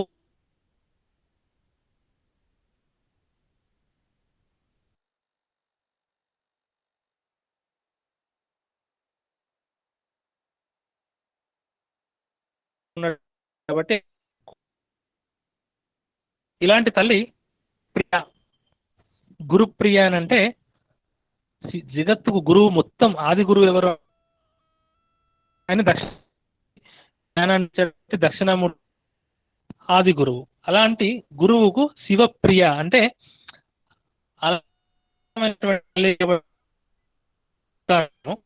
ఇంకోటి ఏంటంటే ఏ జ్ఞానం అందాలన్నా కూడా అది గురుముఖతోనే వస్తుంది. కాబట్టి అలాంటి గురువుల యందు ప్రీతి భావముని కలిగినటువంటి కాబట్టి అమ్మ గురుప్రియ. సో మనకు గురువు వస్తాడు, అలా గురువుల యందు ప్రీతి భావము కలిగి ఉన్నటువంటి తల్లి ఆ జగద్గురువు అయినటువంటి శివుడికి ఇష్టమైనటువంటి తల్లి కాబట్టి ఇలాంటి తల్లి స్వతంత్ర. ఈ స్వతంత్ర అనేటటువంటి అమ్మవారు స్వతంత్రురాలు అనేది ఒక అర్థమైతే, ఈ శ్రీ విద్య అనేది స్వతంత్ర విద్య అన్నమాట. మనం ఇంతకుముందే చెప్పుకున్నాం కదా, భగవంతుని ఆరాధించే పద్ధతిని తంత్రము అంటారని. మంత్రము, యంత్రము, తంత్రం అనే దగ్గర ఆ యంత్రము అని అంటే ఆరాధన పద్ధతి అన్నమాట. సో అమ్మవారిని ఆరాధించేటటువంటి శాస్త్రీయ తంత్రములు ఉంటాయన్నమాట. ఈ శాస్త్రీయ తంత్రములు 64 ఉన్నప్పటికీ కూడా ఈ 64 శ్రీ విద్య అనేది 24 కూడా అనమాట. అంటే మనం ఒక పర్టికులర్ పర్పస్ కోసం, ఒక దాన్ని పొందడం కోసం చేసే ఆరాధనలు అనమాట. కానీ ఒక్క శ్రీ విద్య మాత్రమే ముక్తి రెండు ఇస్తుంది అనమాట. సో కాబట్టి అలాంటి స్వతంత్ర విద్య ఇది శ్రీ విద్యయే. ఆ శ్రీ విద్య చూపినటువంటి అమ్మ స్వతంత్ర. అమ్మ ఎవరికి బద్ధురాలు, ఆధీనురాలు కాదు కాబట్టి అమ్మ స్వతంత్ర. సో శ్రీ విద్య స్వతంత్ర విద్య, ఆ స్వతంత్ర విద్యగా ఉన్నటువంటి తల్లి కాబట్టి ఎవరికి బద్ధురాలు కానటువంటి తల్లి కాబట్టి అమ్మ స్వతంత్ర. అలాంటి తల్లి సర్వతంత్రములు కూడా అమ్మ యొక్క ఆధీనంలో ఉంటాయి. ఈశ్వరి అంటే నియామక శక్తి అన్నమాట. సో వాయిస్ కట్ అయిపోతుంది గురు, ఏమి జరగట్లేదు ఇప్పుడు. ప్లీజ్ ఏమనుకోకు. సరే మీకు నా బ్యాడ్ లక్ సరే నేను 3 ఇయర్ ఫోన్స్ మార్చినా. నేను కూర్చున్నది చాలా ఓపెన్ ప్లేస్. మరి ఇక మీరు మేబీ ఫోన్ మార్చాలేమో ఇంకా. సరే కానీ ఇక వెయిట్ చేస్తారా సరే ఒక 2 మినిట్స్ ఫోన్ మార్పు ఏం లేదు, ఉపయోగం లేదు. ఎవరికి ఏం వినపట్ల. రూపాయలు లేకపోతే నేనేమనుకోనుకో. ఒక 2 మినిట్స్ ఆగండి సార్, వేరే ఫోన్ వచ్చి.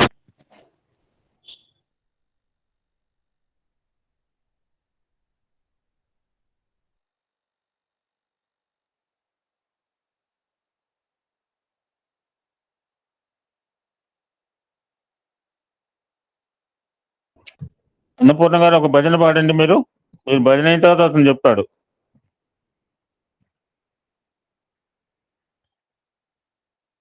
సరే నమస్కారం.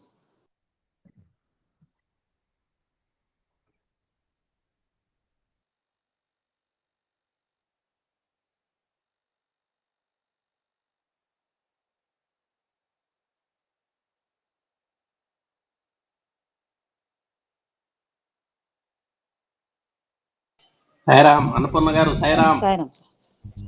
ఘనశ్యామ గోపాల, ఘనశ్యామ గోపాల, ఘనశ్యామ గోపాల, ఘనశ్యామ గోపాల, మనమోహన జగన్మోహన, మనమోహన జగన్మోహన, యదునందన గోపాల్, యదునందన గోపాల్, గోపాల గోపాల శ్యామ గోపాల, గోపాల గోపాల శ్యామ గోపాల, గోపాల గోపాల సాయి గోపాల, గోపాల గోపాల సాయి గోపాల, ఘనశ్యామ గోపాల, ఘనశ్యామ గోపాల, మనమోహన జగన్మోహన, యదునందన గోపాల్, గోపాల గోపాల శ్యామ గోపాల, గోపాల గోపాల సాయి గోపాల, గోపాల గోపాల సాయి గోపాల, ఘనశ్యామ గోపాల, ఘనశ్యామ గోపాల. సరే.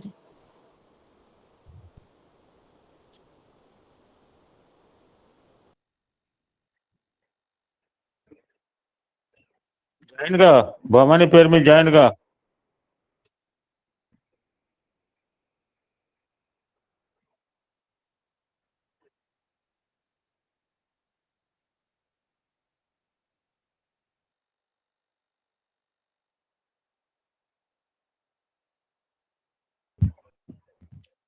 సర్వతంత్రేశ్రీ.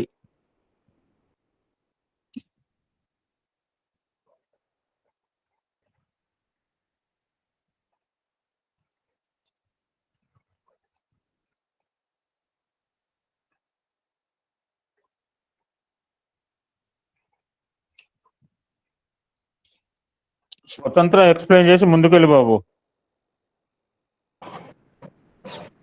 స్వతంత్ర ముందు నామే ఎక్కడికి పోలేదు. సర్వతంత్రేశ్వరి ముందు స్వతంత్ర. ఎవరికి వినపడలేదు అందుకని. సార్ ఎక్కడి వరకు వినిపించింది సార్? అలా బ్రదర్ స్వతంత్ర చెప్పేసి ముందుకు పోగురు. సరే సార్. అమ్మవారు స్వతంత్ర రీసౌండ్ వస్తుందా sir?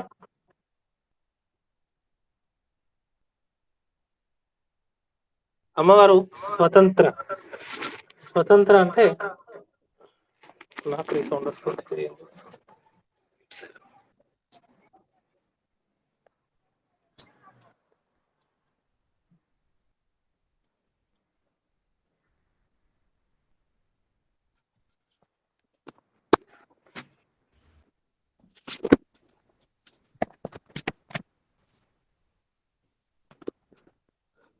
Hello, it's okay no.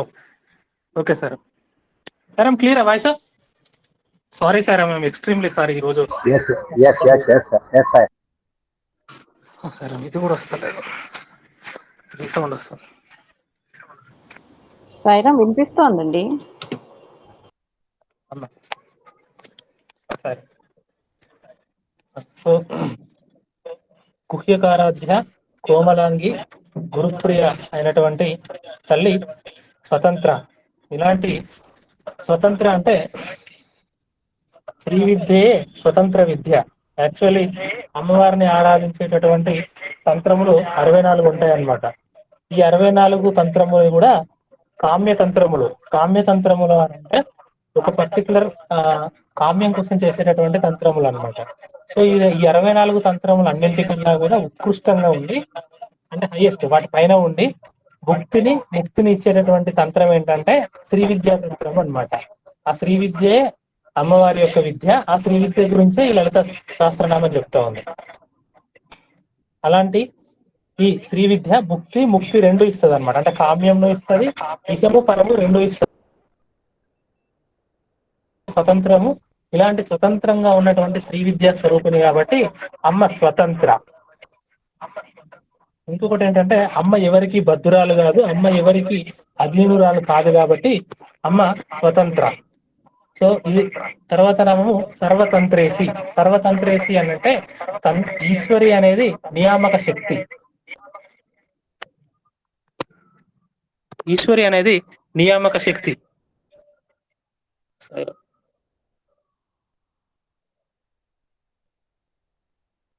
Eshwari అనేది నియామక శక్తియే ఈశ్వరి అని. 1 minute సార్.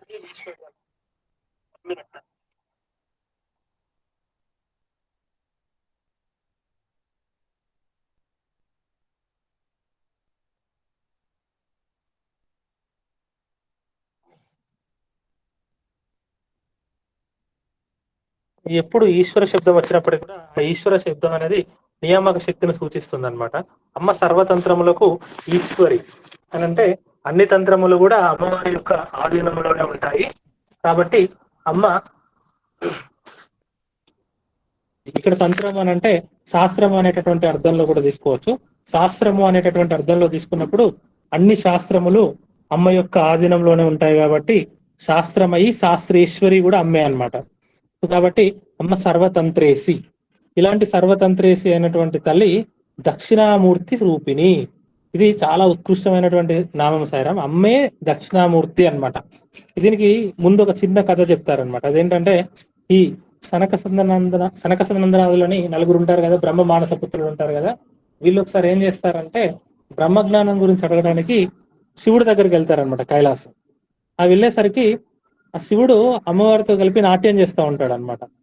ఈయనేంటి భార్యతో కలిసి నాట్యం చేస్తూ ఉన్నాడు, ఈయన మనకిలా జ్ఞానం చెప్తాడని చెప్పేసి వాళ్ళు ఆయన వదిలేసి ఈయన మన జ్ఞానం చెప్పడని చెప్పేసి మళ్ళీ నడుచుకుంటూ వెనక్కి వెళ్ళిపోతూ ఉంటారనమాట. కొంత దూరం నడిచిన తర్వాత అక్కడ ఒక తేజోవంతమైనటువంటి ఒక యువకుడు ఒక మర్రి చెట్టు కింద కూర్చొని ఉంటాడనమాట. ఆయన చుట్టూ ఉన్న వాళ్ళందరూ కూడా చాలా గొప్ప జ్ఞానులు ఉంటారనమాట, ఋషులు ఉంటారు. మళ్ళీ ఆయన వాళ్ళకి ఏమైనా ఉపదేశం చెప్తాడా అని అంటే ఆయన ఏ ఉపదేశం చెప్పడనమాట. ఆయన నిశ్శబ్దం ద్వారా మాత్రమే వాళ్ళకు జ్ఞానాన్ని ఇస్తూ ఉంటాడు అనమాట. ఈయన ఎవరో జ్ఞానంగా ఇచ్చే వాళ్ళలా ఉన్నాడని చెప్పేసి మళ్ళీ ఈయన దగ్గరికి వెళ్ళి నమస్కారం చేస్తారనమాట జ్ఞానం ఇవ్వాలని.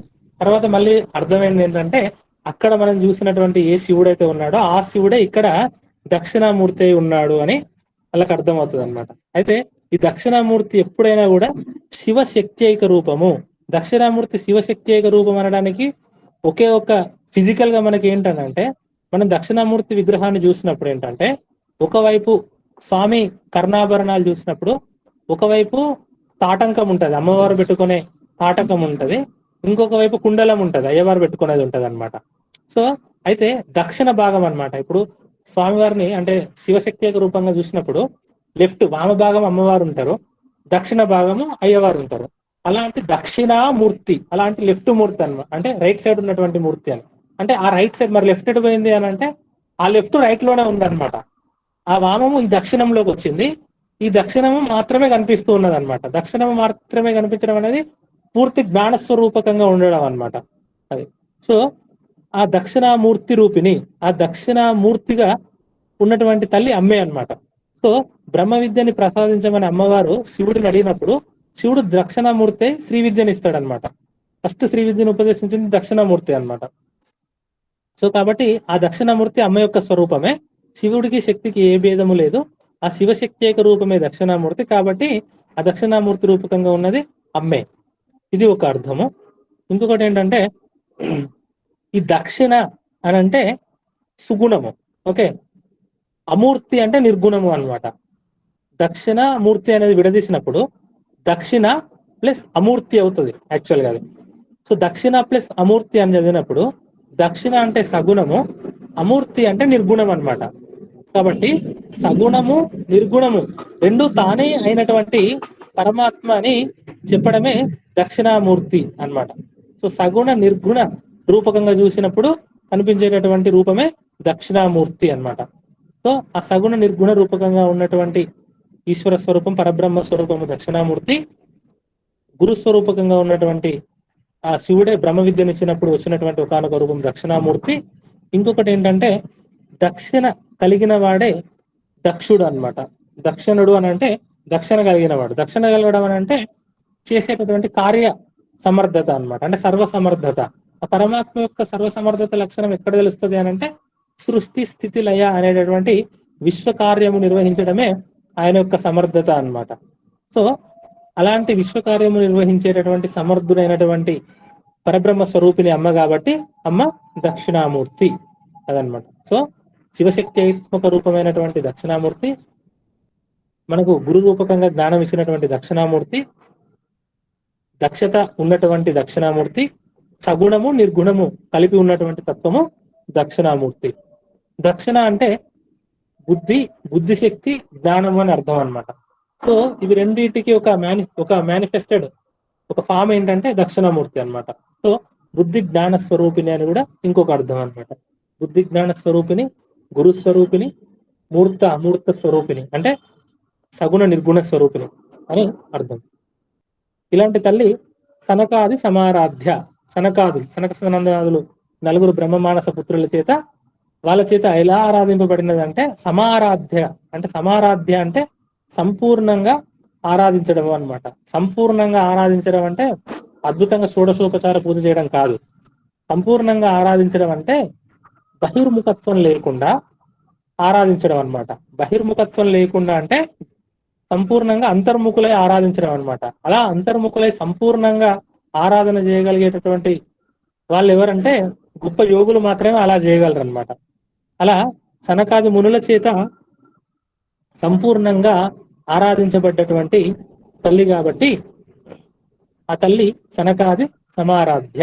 యాక్చువల్ గా అలాంటి గొప్ప ఋషులకి సనకాది మునులకి వాళ్ళకి ఏది కోరిక ఉండదు. వాళ్ళకి ఏది కోరిక ఉండనప్పుడు వాళ్ళు మరి ఎందుకు ఆరాధిస్తారు అంటే ఆ ఉన్నటువంటి పరబ్రహ్మ స్వరూపము వాళ్ళు ఏ బ్రహ్మం అని ప్రపంచం అంతా ఏ బ్రహ్మముగా చూస్తున్నారో ఆ బ్రహ్మము ఒక ఫిజికల్ ఫామ్ లోకి వచ్చినటువంటి ఒక రూపకంగా అమ్మవారిని చూస్తారు కాబట్టి అందుకే వాళ్ళు ఆరాధిస్తారు. వారు ఇంకో కోరిక కోసం ఆరాధించేది ఏముండదు అనమాట. కాబట్టి అలాంటి ఆ ప్రపంచం అంతా ఏ పరబ్రహ్మ స్వరూపంగా చూస్తున్నారో ఆ పరబ్రహ్మమే ఈ వచ్చినటువంటి దక్షిణామూర్తి అని వాళ్ళకి తెలుసు కాబట్టి వాళ్ళు ఆరాధిస్తారు. కాబట్టి అంత గొప్ప వారి చేత సంపూర్ణంగా బహిర్ముఖులై వారి చేత బహిర్ముఖత్వం చేత ఆరాధించబడ్డటువంటి తల్లి కాబట్టి అమ్మ సనకాది సమారాధ్య. ఈ సనకాది సమారాధ్య అయినటువంటి ఆ తల్లి మనకి ఏమిస్తుంది అని అంటే శివజ్ఞాన ప్రదాయిని. ఇది శ్రీ విద్య యొక్క ఉపాసన ఫలితం అన్నమాట. అమ్మవారి యొక్క ఉపాసన ఫలితం. అమ్మవారి యొక్క ఉపాసన ఫలితం ఏమిస్తుంది అని అంటే శివజ్ఞానం, అయ్యవారి యొక్క జ్ఞానాన్ని ఇస్తుంది అన్నమాట. అయితే అయ్యవారి యొక్క శివజ్ఞానం ఇవ్వడం అంటే ఏంటి, శివజ్ఞానము అంటే ఏంటి? శివజ్ఞానం అని అంటే శ్రీ విద్యే శివజ్ఞానము, బ్రహ్మ విద్యే శివజ్ఞానము. సో అమ్మ విద్య చివరగా ఎవరిని చూపిస్తుంది అని అంటే అయ్యను చూపిస్తుంది అన్నమాట. కాబట్టి శివుడిని పట్టుకోవాలంటే ఎవరిని పట్టుకోవాలంటే శ్రీ విద్యను పట్టుకోవాలన్నమాట. సో ఏ జ్ఞానము వల్ల మనకి స్వామి లభించడం అంటే శివుడు లభించడం అంటే అర్థం ఏంటంటే మనకు చైతన్యమైన శాంతమైనటువంటి నిర్మలమైనటువంటి జ్ఞానమే శివుడు.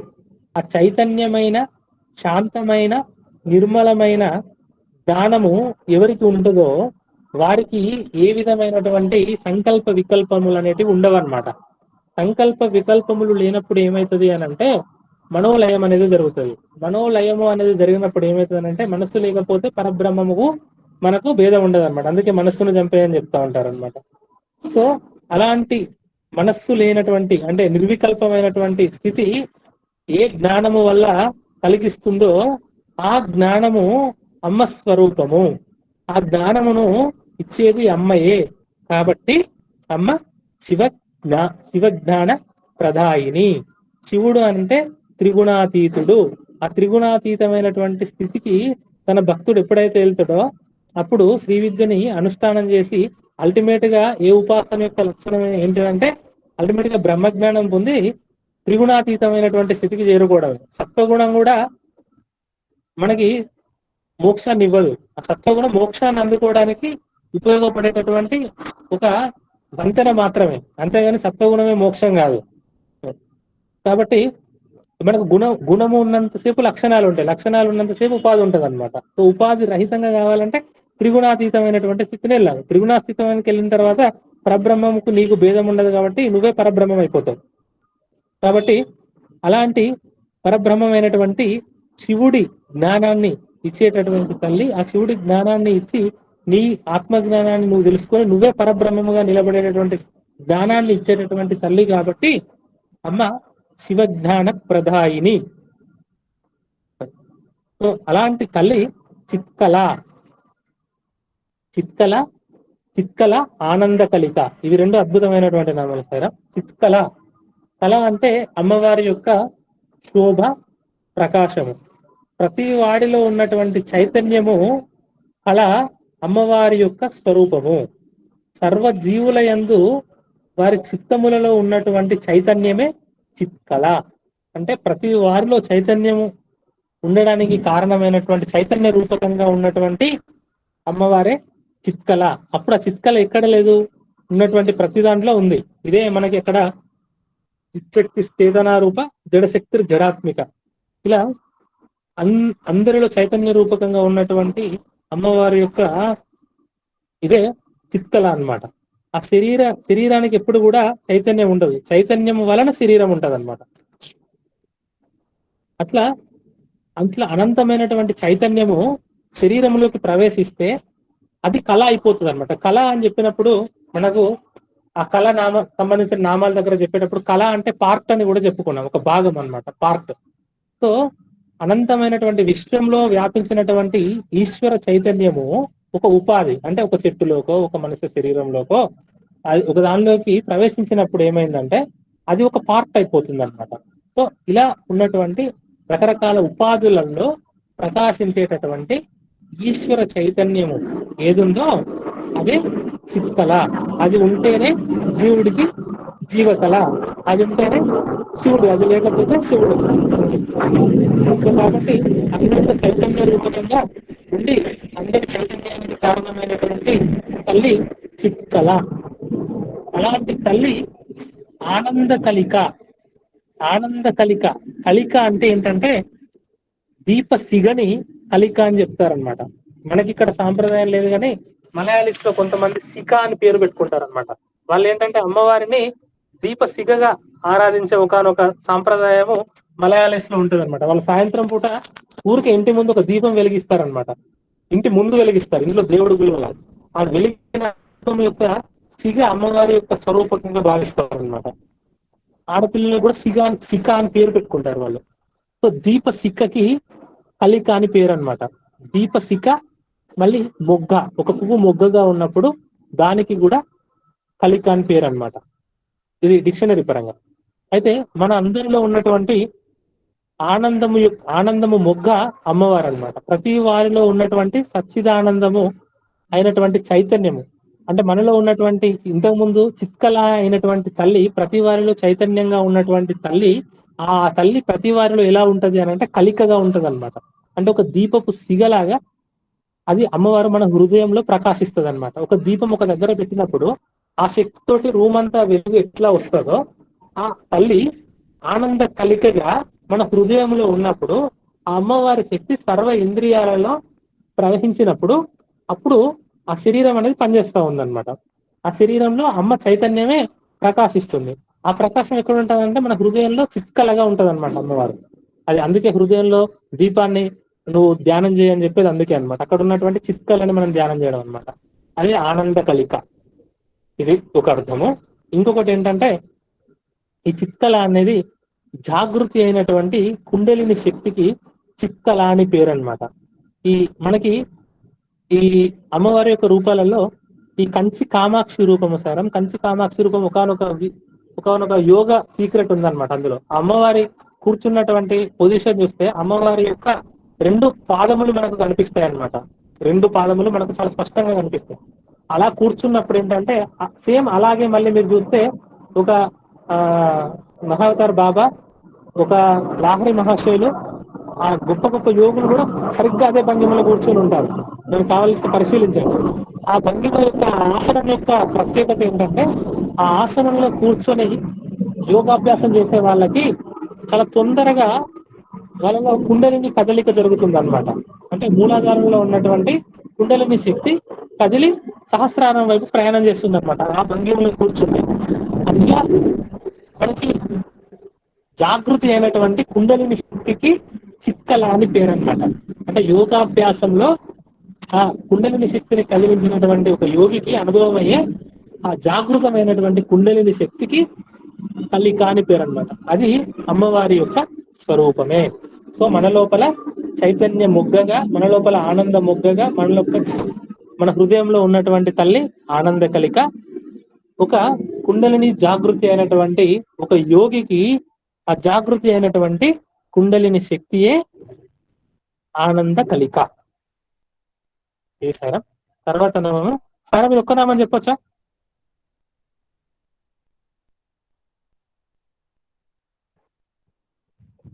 సాయిరాం. ఈ తర్వాత నామం ప్రేమ రూప. హలో సాయిరాం, చెప్పండి సార్. నటేశ్వరి దాకా కంప్లీట్ చేయాలి నువ్వు. Okay okay sir. ప్రేమ రూప.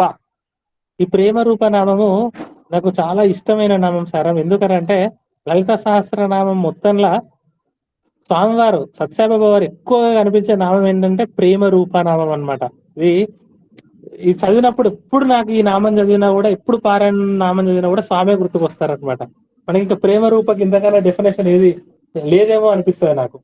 అది మన శాస్త్రపరంగా చెప్పుకోవాలి కాబట్టి చెప్పుకుంటున్నా కానీ నన్ను ప్రేమ రూపకి డెఫినేషన్ అడిగితే ఇది కోరిక స్వామివారం రాస్తాను నేను అంతే.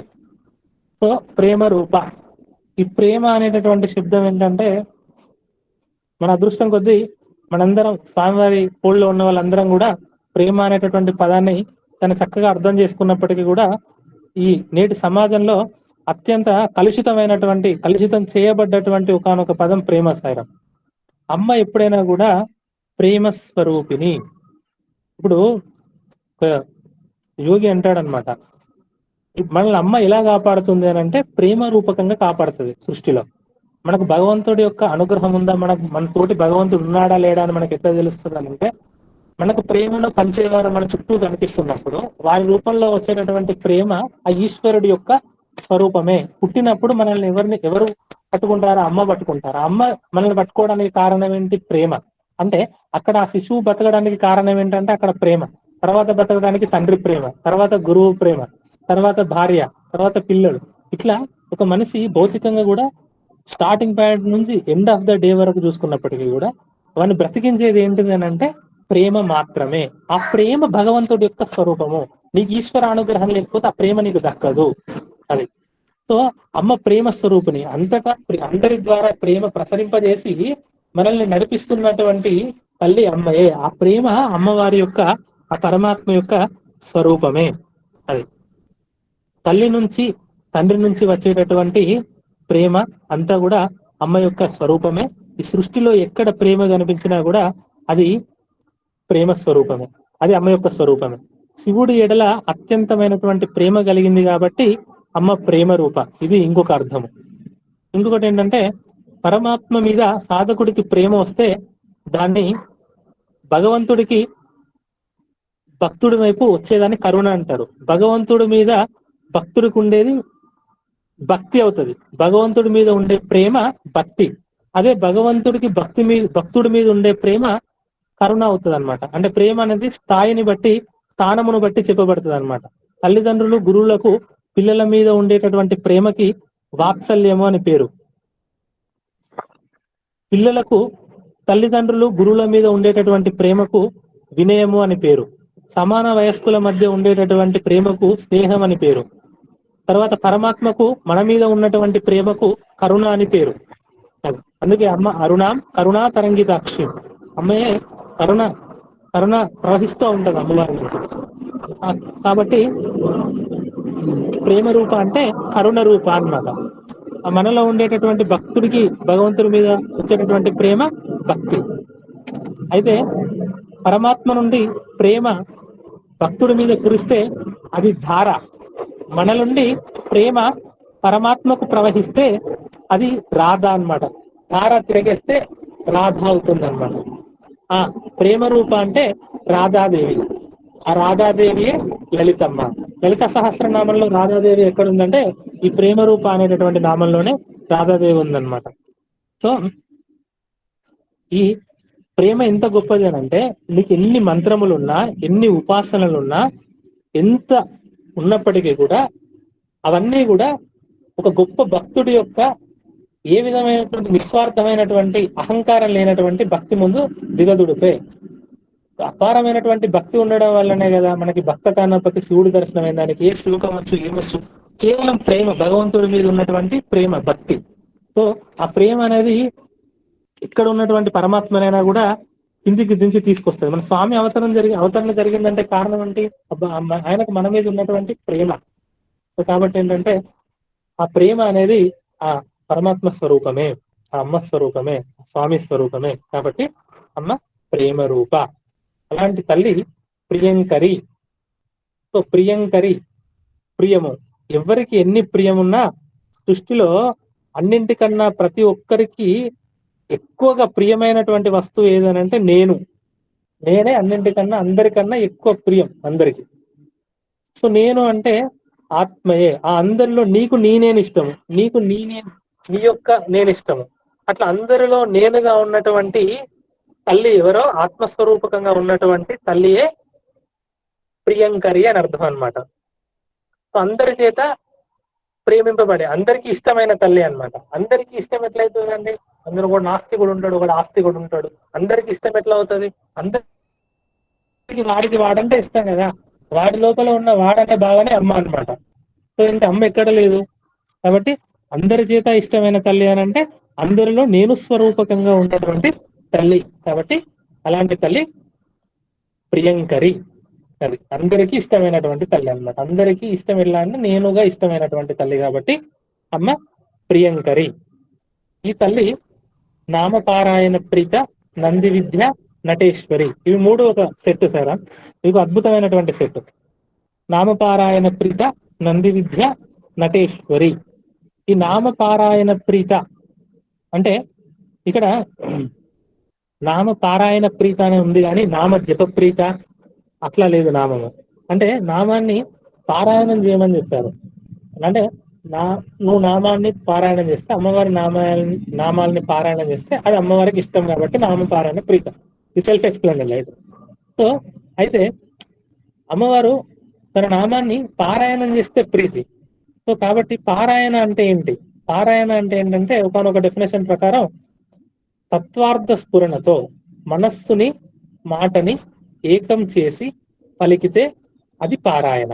దాని యొక్క అర్థంని మనస్సుని అర్థం స్ఫురణతో మన మనస్సుని ఏకం చేసి పలికితే అది పారాయణ. ఇంకొక అర్థం ఏంటంటే పర ఆయన పారాయణ. పర ఆయనం అని అంటే ఇదే నాకు దిక్కు, ఇదే నాకు ఉత్కృష్టము, నాకు ఇది తప్ప ఇంకొక దిక్కు లేదు. అన్యదా శరణం నాస్తి త్వమేవ శరణం మమ. సో అలాంటి దృష్టితో ఎవరైతే అమ్మవారి నామాలని పఠిస్తారో వాళ్ళు అమ్మవారి నామాన్ని పారాయణం చేస్తున్నట్టు అనమాట.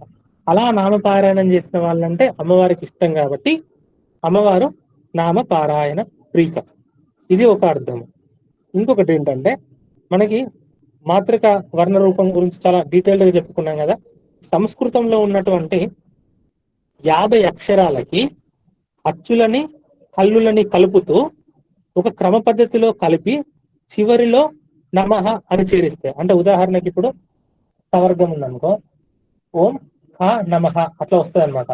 ఓం కయ నమః అట్లా, ఓం ఆం నమః, ఓం ఆహ్ నమః అట్లా కొన్ని ఈ అచ్చులు హల్లుల్ని ఒక క్రమ పద్ధతిలో కలిపి ఇలా కలుపుతూ వస్తూ ఉంటే మొత్తంగా 20,736 నామాలు తయారవుతాయంట.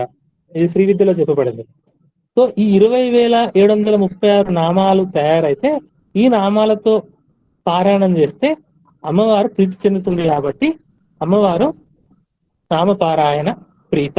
యాక్చువల్గా మన అక్షరాలన్నీ కూడా అమ్మ యొక్క స్వరూపాలే. రోజు ఒకసారి లేచి ఆ వర్ణమాల ఒకసారి చదువుకున్నా కూడా జస్ట్ ఓం ఆ నమ, ఆహా నమ, ఈ నమ, ఈం నమ అని చదువుకున్నా కూడా అది భగవంతుని అర్చించినట్టే. ఎందుకంటే ప్రతి అక్షరము కూడా దైవ స్వరూపమే. మనం ఆ మాతృకా వర్ణ రూపం దగ్గర చాలా డీటెయిల్గా చెప్పుకున్నాం. ప్రతి ఒక్కొక్క అక్షరానికి కూడా ఒక్కొక్క దేవత స్వరూపము, వాళ్ళ యొక్క ఆయుధాలు, వాళ్ళ యొక్క ఆసనాలు కూడా ఉన్నటువంటి ఇది మనకు పురాణ ఇతిహాసాలలో కనిపిస్తూ ఉన్నది. కాబట్టి ఇట్లా వర్ణమాల నుంచి కలిపితే వచ్చిన మొత్తం 20,736 నామాల చేత ఆరాధింపబడుతున్నటువంటి తల్లి కాబట్టి అమ్మ నామపారాయణ ప్రీత.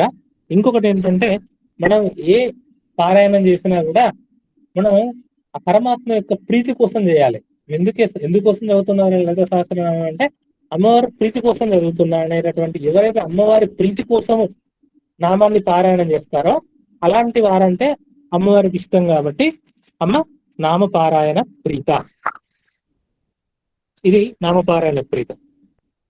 నంది విద్య. నంది విద్య అని అంటే ఆనంద విద్య, ఆనంద అనుభవ స్వరూపమే నంది.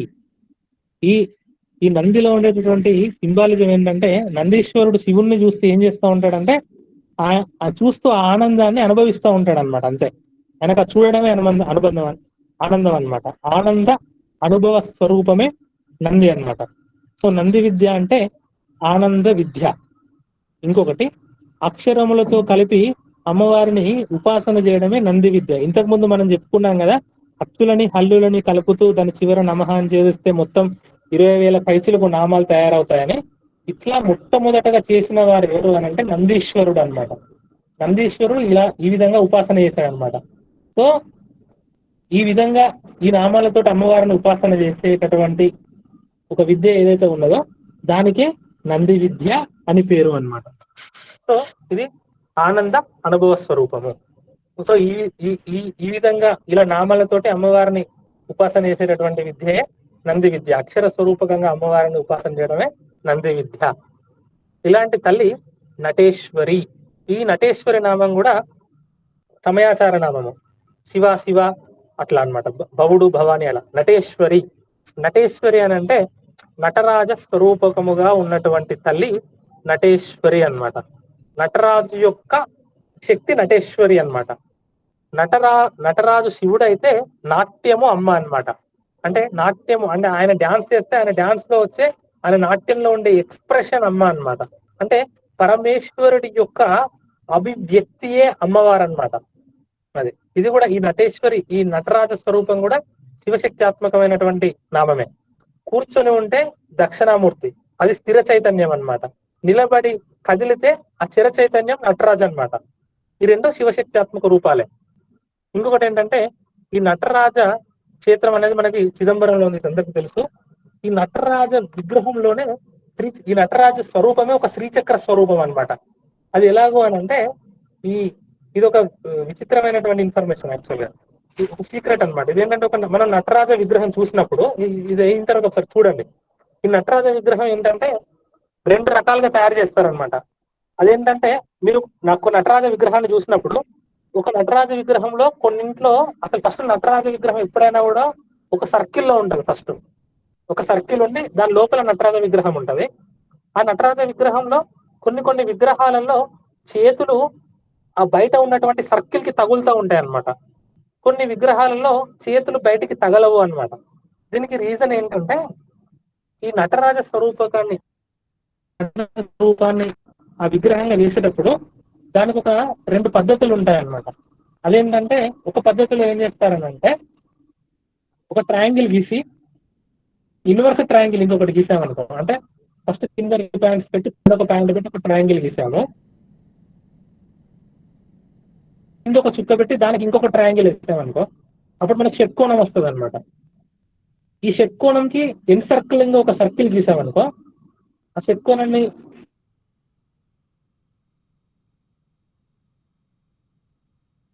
కలుపు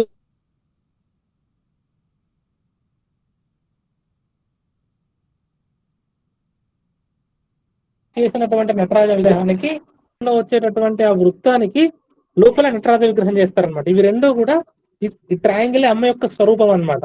అంటే అమ్మ లోపల అయ్యే ఉండడం అనమాట. ఇది యాక్చువల్గా ఇది శివశక్త్యాత్మకమైనటువంటి రూపం అనమాట. ఇది మన నటరాజ స్వామి రూపంలో ఉన్నటువంటి ఒక విలక్షణం అనమాట.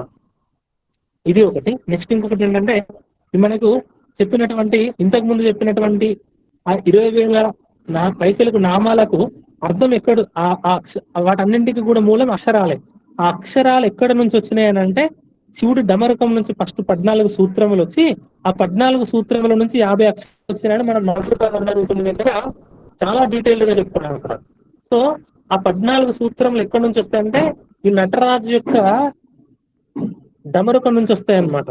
సో ఈ నటరాజు యొక్క డమరుకం నుంచి ఆ అక్షరాలు వచ్చి ఆ అక్షరాలు నంది విద్య అయి నటేశ్వరి నుంచి నటరాజు నుంచి నంది విద్య వచ్చి ఆ నంది విద్య ద్వారా మనం చేసేది నామపారాయణ ప్రీతి అవుతుంది అనమాట. అది సో అది ఈ మూడింటికి ఉన్నటువంటి లింక్ అనమాట. నటేశ్వరి, నంది విద్య, నామపారాయణ ప్రీత, ఇదన్నమాట. ఇది సారం. ఓం శాంతి శాంతి శాంతి. ఐఎమ్ వెరీ వెరీ సారీ సారం, ఇవాళ నా దురదృష్టం కొద్ది ఎందుకు చాలా డిస్టర్బెన్స్ వచ్చింది సారం. ఏమైనా నామాలు మీకు సరిగ్గా వినిపించకపోయినా ఎక్కడ ఏమైనా ఇది ఉన్నా అడగండి సారం, నేను చెప్తాను. Okay sir, thank you.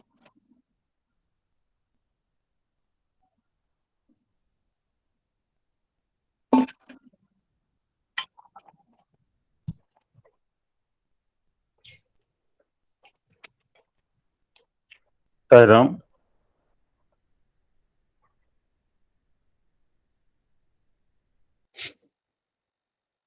ఈరోజు 701 నుంచి స్టార్ట్ చేసామండి.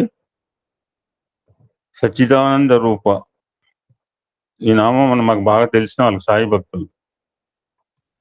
పరమేశ్వరిని ఆరాధిస్తాం. పరమేశ్వరి కూడా ఈ నామంతో, భగవంతుడు ఎవరంటే సచ్చిత్ ఆనంద స్వరూపుడు కనుక ఆయన సచ్చిదానంద రూప, సచ్చిదానంద రూపిణి. శివ కావచ్చు, శివ కావచ్చు, భావ కావచ్చు, భావాని కావచ్చు. పరబ్రహ్మ తత్వము అంటే ఏంటంటే సచ్చిదానంద తత్వము. మనం కూడా ఆ స్టేజ్కి వెళ్తే మనం కూడా సత్యానంద స్వరూపం అవుతాం. మనం సచ్చిత్ ఆనందాన్ని ఇగ్నోర్ చేసి రూపనామాలకు మనం క్యాచ్ చేస్తున్నాం. What is permanent we are living, what is impermanent we are catching. అందుకనే మనం కించిజ్ఞులు అయిపోయాము, ఆయన సర్వజ్ఞుడు అయ్యాడు. ఈ కించిజ్ఞాల నుంచి సర్వజ్ఞకి వెళ్ళాలంటే నామరూపాలను వదిలేసి సచ్చిదానంద స్థితికి, మన నిజమైన స్థితి అదే. పుట్టినప్పుడు సచ్చిదానంద స్వరూపంగానే ఉన్నాం. ఇప్పుడు ఈ రోజు ఇలా ఎందుకు తయారంటే మనం ఎవరికి వాళ్ళు క్వశ్చన్ వేసుకోవాలి. అది ఒకళ్ళు సమాధానం చెప్పేది కాదు. పిల్లలు దేవుడు చల్లని వాడే అన్నారు. మరి రాత్రే గారు పెద్దలు దేవుడు చల్లని వాడే ఎందుకు రాయలేదు, మరి ఆయనకే తెలియాలి. రెండోది దేశకాల పరిచ్ఛిన్న. భగవంతుడికి దేశం కాలం ఏంటండి? అనంతపురం జిల్లా ఆంధ్రప్రదేశ్లో పుట్టినవాడైతే ఇక్కడ వరకే పర్మిట్ అవ్వాల్సింది భగవానుడు.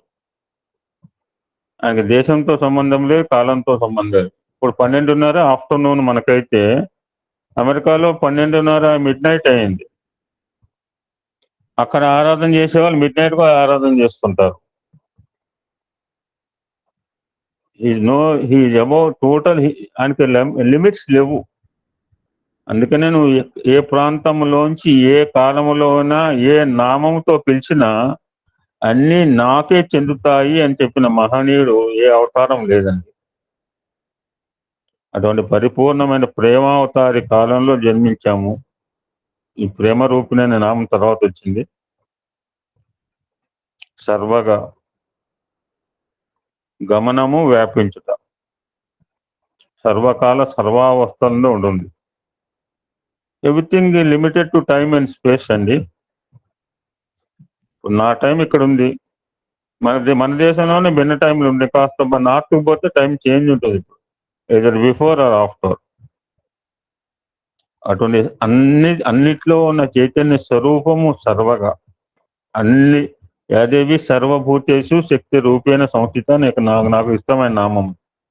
ఎక్కడ ఉందంటే అన్ని జీవరాశుల్లో చైతన్య స్వరూపంగా అమ్మవారు కనపడుతోంది. ఆ చైతన్యం హృదయంలో ఉంటుంది.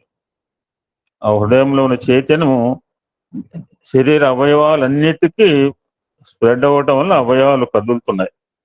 అంటే హృదయం అంటే ఈ ట్రీటెడ్ ఆత్మయే చైతన్యం.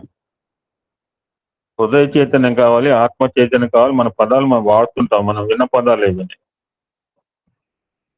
అటువంటి అమ్మవారు సర్వమోహిని రూపం. అమ్మవారు చూస్తే మనం మోహించబడతామండి. అమ్మవారు కావచ్చు, అయ్య కావాలి, నథింగ్, డోంట్ సెపరేట్ ఇట్. అటువంటి ముగ్ధ మోహన రూపం కనుక అందరూ కూడా ఆకర్షింపబడతారండి. అది తత్వమే, అది పరమాత్మ తత్వమే అదండి.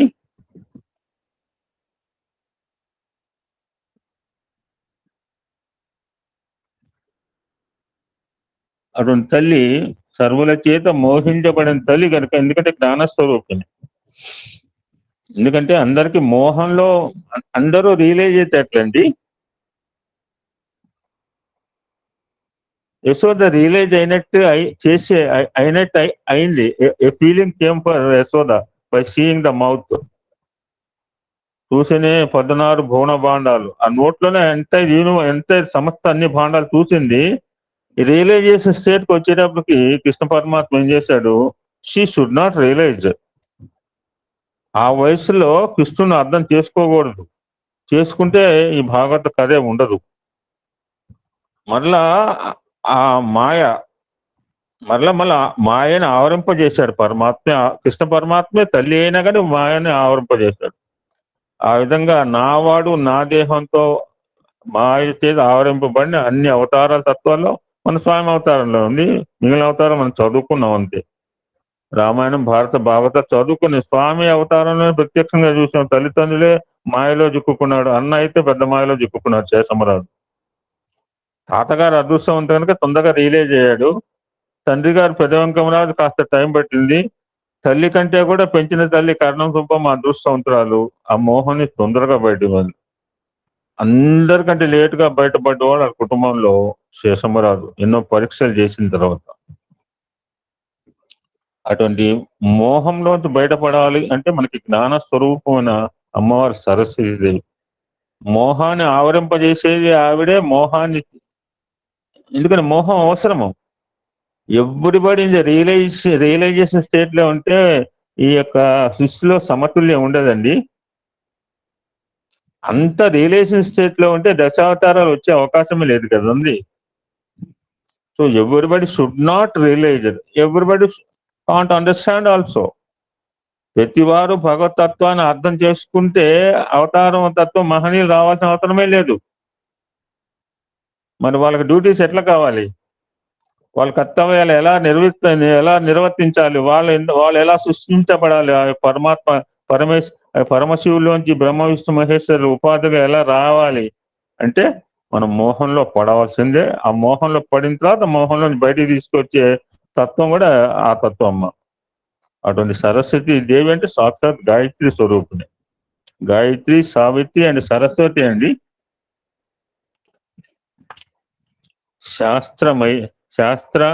శాస్త్రమయి బంగారం అండి. ఉంగరంలో బంగారం ఎక్కడుందంటే అన్ని చోట్ల ఉంది. పాలలో వెన్న ఎక్కడుందంటే అంతా ఉంది. కనపడలేదు అంటే దాన్ని శోధిస్తే దాన్ని సాధన చేస్తే మనకు కనపడుతుంది. సో ఏ విధంగా అయితే ఉంగరంలో బంగారము సర్వత్రా వ్యాపించిందో ఆ తల్లి ఎవ్రీవేర్.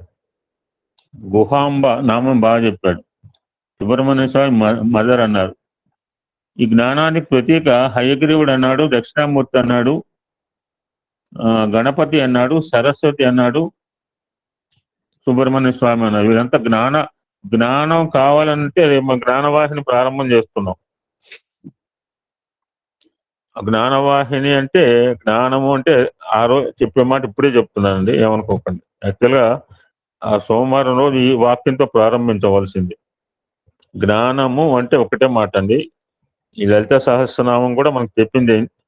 ఇందాక ముందుకు పోతే ఒక మాట వస్తుంది, డిఫరెన్స్, డ్యూయాలిటీ అనే పదం వచ్చింది. భిన్న రూపాల్లో భిన్న ఆకారాలు కనపడుతుంది. ఆ భిన్న రూపాల్లో భిన్న ఆకారాల్లో గుహ్యంగా ఉన్న స్థితి ఏంటంటే పరబ్రహ్మతత్వం. జ్ఞానము అంటే the best definition, the only definition is Advaita దర్శనము జ్ఞానం అండి. సోమవారం ఈ మాట చెప్దాం అనుకున్నాను, ఈ టాపిక్ వచ్చింది. నేను జ్ఞానవంతుణ్ణి, నాకు జ్ఞానం అని ఎవరైనా మనకు కనబడితే one we should ask this question, నీకంతా అద్వైత దర్శనం కనపడుతోందా అంటే ఎస్ అంటే వీ షుడ్ యాక్సెప్ట్ యాజ్ జ్ఞాని. ఇక వేరే డెఫినేషన్ ఏం చెప్పినా జ్ఞాని కాదండి. జ్ఞానుడు అంటే హీ మస్ట్ హావ్ అద్వైత దర్శనం. బ్రహ్మ జ్ఞానమే నిజమైన జ్ఞానం అండి. అటువంటి తల్లి గుహాంబ, గుహ్య రూపిణి, పాలలో వెన్నెలాగా ఎక్కడ ఉంది? హృదయంలో ఉంది అమ్మవారు. అటు ఉన్న హృదయంలో ఉన్న చైతన్యం, ఆత్మ చైతన్యం శరీరంలోకి వస్తుంది. నా నోరు మాట్లాడుతుంటే నోరు మాట్లాడట్లా, ఇందులోంచి ఇప్పుడు నేను శివస్థితిలో ఉన్నానుగా నోరు మాట్లాడుతోంది. రేపు ఏదో రోజు శవం అయిన తర్వాత నా నోరు తెరిచే ఉంటుంది, వాటర్ సౌండ్ బయటికి రాదు. అది లోపలగా అంటే ఓంకారం 5 రూపాయలు పశ్చంతి అవన్నీ అప్పుడేం బంద్ చేయండి. నో పశ్చంతి, నో మధ్యమ. లోపల ఉన్న చైతన్యం శివస్వరూపం ఉంటేనే నా వాక్ బయటకు వస్తుందండి. శరీరంలో అవయవాలు కదలాలన్నా, నా మైండ్ ఆలోచించాలన్నా, హృదయంలో ఉన్న ఆత్మ ప్రకాశమే అక్కడికి వెళ్తేనే వస్తుంది. సో ఉపనిషత్తు విద్యకు కూడా గుహ్య శాస్త్రం అని ఒక మాట చెప్పారు. సర్వోపాధి వినిర్వక్త. మనకంటే మన ఉపాధులు మనకు వేరు కావచ్చు. ఇప్పుడు ఉన్నారు ఎంతమంది మిగిలారు? 42 మంది మిగిలారు. 42 మంది 42 రకాల ఉపాధుల్లో బతికుండొచ్చు. ఉపాధి రూపంగా మనం డిఫరెంట్ అండి. కానీ మన అందరికి కూడా గమ్యమైన ఉపాధి ఏంటంటే ఆ యొక్క పరమాత్మ యొక్క జ్ఞానం పొందటము, మోక్షమే మన యొక్క ఉపాధి. ఉపాధి అంటే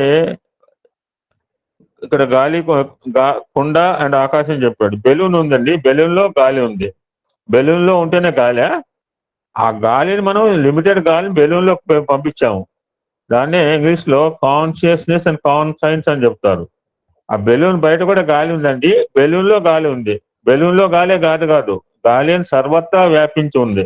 ఆ సర్వత్రా ఉన్న గాలిని లిమిటెడ్ రూపంలో మనం బెలూన్ లో పెట్టాము. దానికి చిన్న పంచి చేస్తే బెలూన్ లో గాలి సర్వత్రా గాలిలో కలిసిపోతుంది.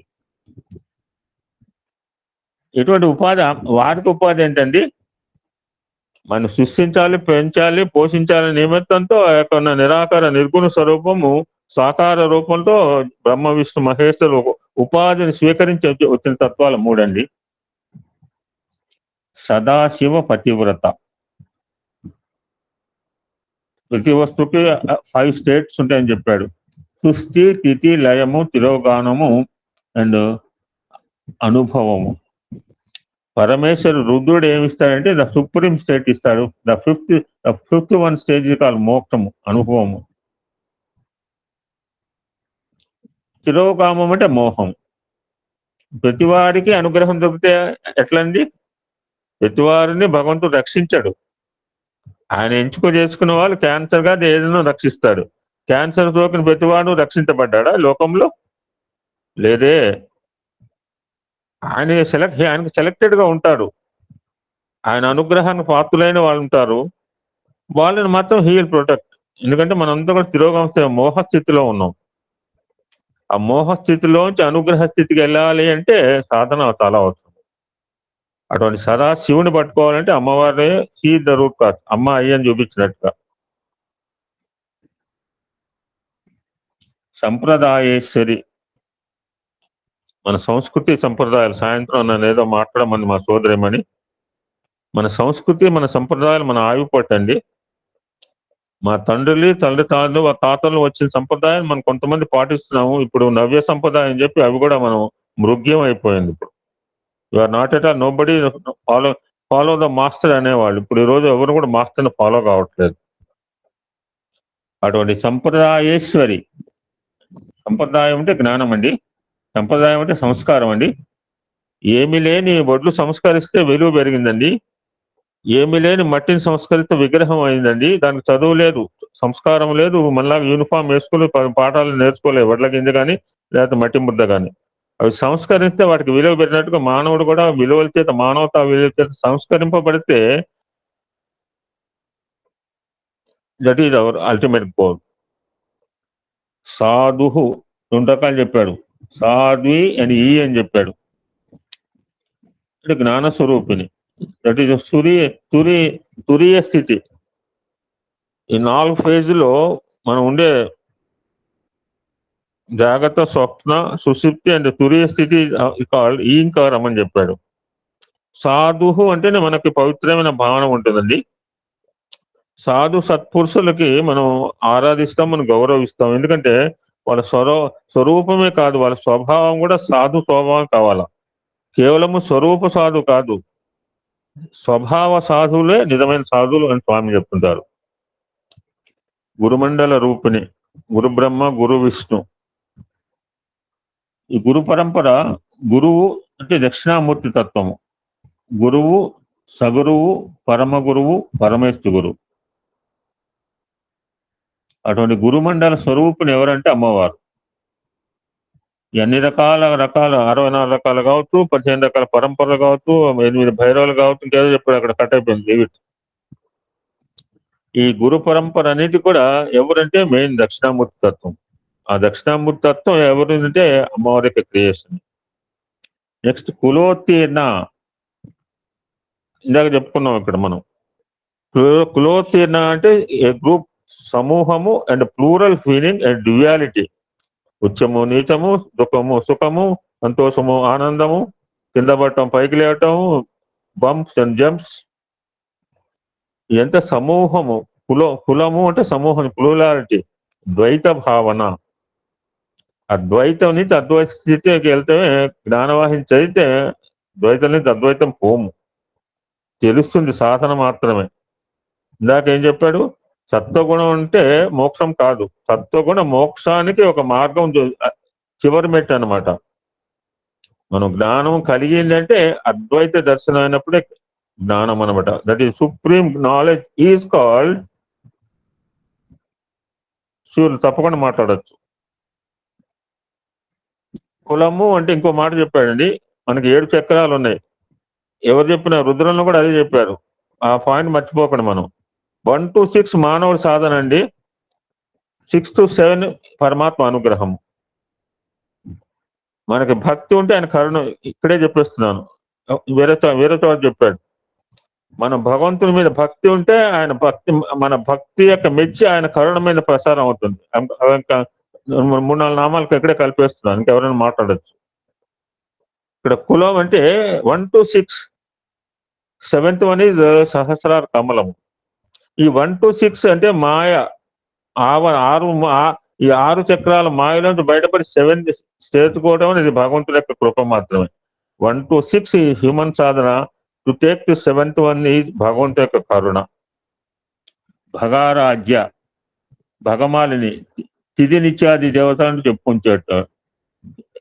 అంటే భగవంతుడు కాంతి ఏంటి అని చెప్పాడు. సర్వము, కాలము, తిథి, నక్షత్రం, ఎవ్రీథింగ్ ఇది భగవంతుడికి సంబంధించిందండి. ద్వాదశ ఆదిత్యులో భగుడు అని ఒక ఆయన చెప్పాడు. భగుడు చేత ఆరాధింపబడి శీర్షాలు భగారాజ్య. భగుడు మీన్స్ సూర్యుడు. ఆ సూర్యమండల అంతర్గత స్థితే గాయత్రి దేవత. ఐశ్వర్యము అంటే భగ అని చెప్పాడు. ఐశ్వర్యం అంటే ధనం కావచ్చు, డబ్బు కావచ్చు, 8 రకాల ఐశ్వర్యాలు కూడా భగే. ఆ త్రికోణము ఆరాధన, ఆ త్రికోణం లోపల బిందు ఉంటుంది. ఆ త్రికోణ బీజాక్షరం అని చెప్పాడు, ఇక్కడ ఒక మాట చెప్పాడు. ఆ త్రికోణంలో ఉండే బీజాక్షరమే ఏ అన్నాడు. ఈకారము, ఏ అనేది శివశక్తి స్వరూపం కూడా చెప్పాడు మనకి. ఆ దేవనాగరి స్క్రిప్ట్ లో, హిందీ లో ఆ త్రికోణ బీజాక్షరంలో త్రికోణంలో ఉండే బిందువు ఉంటుందా, ఆ బిందువు బీజాక్షరమే ఈంకారం, ఏ అన్నాడు. మాయ, మనంతా కూడా ఈ నామంలోనే ఉన్నాం ప్రస్తుతం. ప్రపంచం మొత్తం కూడా కార్యకారణాలతోనే ఆధారమై ఉంది. మాయ అంటే ఏంటంటే నేను బయట చూసేది అంతా కూడా పర్మనెంట్ అనుకుంటున్నాను. అదే it's not at all permanent. నేను దైవము అని స్వామి చెప్తే, స్వామి ఒక్కడు మాత్రం నేను విశ్వసించాను. మీరు చెప్పిన 1,00,000 ఐ విల్ యాక్సెప్ట్. నువ్వు దేవుడు అన్న మాత్రం నేను యాక్సెప్ట్ చేయకపోవడం మాయ, నాట్ అండర్స్టాండింగ్. ఎందుకంటే ఉపాధులు వేరం. ఇక్కడ ఏమన్నాడు, నాకు కృష్ణ పరమాత్మ కూడా ఇలిస్ట్రేషన్ చేశాడు, నాకు మించిన వస్తువు ఏం లేదండి, అంతటా భగవత్ స్వరూపం, అది కూడా జ్ఞానమే. రేపు చెప్తాను, ఈశ్వర సర్వభూతానం కూడా జ్ఞానం అండి. నువ్వు అంతటా భగవంతుడు అని నువ్వు నాట్ సీన్ విశ్వాసం లేకపోతే ఏం చేయను. ఒక ఆల్టర్నేటివ్ చెప్పాడు పదం, అన్నింటిలో సి లవాల్ సర్వాల్, ఇది కూడా 4వ వాక్యాలు ఇదే. నువ్వు అంతటా భగవత్ స్వరూపం నువ్వు చూడలేకపోతే అన్నింటిలో భగవంతుని చూడమని ఇంకో మాట చెప్పాడు. ఈశ్వర సర్వభూతానం, ఆయన తప్పితే అన్నేం కాదు, ఏం కాదు. అందుకనుక అనన్య చింతయంతో మాం యోజనాం పరిపాలిస్తే, సర్వచింతనలు వదిలేసి నన్ను చింతన చేయి. నన్ను అంటే కృష్ణ పరమాత్మ కాదు, భగవత్ చింతన అన్నాడు. ఎందుకంటే మనం తాడును చూసాం, పాము అనుకుంటున్నాం. డిఫరెన్షియాలిటీ. మధుమతి, ఆ మధు స్వామివారు ఎన్నో ఇళ్లలో ఆ యొక్క మధును కురిపిస్తూనే ఉన్నారు. ఈ ప్రపంచం ఒక ఫ్లవర్ అంటే ఆ పువ్వులో ఉన్న మకరందం ఎవరికి మాత్రం తెలిసిన, కేవలము 9కి మాత్రం. పువ్వులో ఉన్న మకరందం పువ్వుకు తెలియదు. ఆ పువ్వులో ఉన్న మకరంధ్రాన్ని గోలటానికి 9 వస్తుంది. ఆ మకరంధ్రం గోలే దాంట్లో పొద్దున వాలి మధ్యాహ్నం లేచిపోతే బాగుంటుంది. ఆ మకరందం బాగా తాగి మత్తులో పడిపోయి అందులోనే తన దేహాన్ని కూడా వదిలేస్తుంది. ఎవరో బంధించారు అంటుంది. ఇక సంసారం అనే మకరందంలో కనుక తాగమన్నారు, తాగద్దల్లా. ఎంతవరకు తాగాలి? స్పృహ ఉన్నంత వరకు తాగాలి. స్పృహ తాగిన తర్వాత రోడ్డు మీద పడిపోతాం. మహి,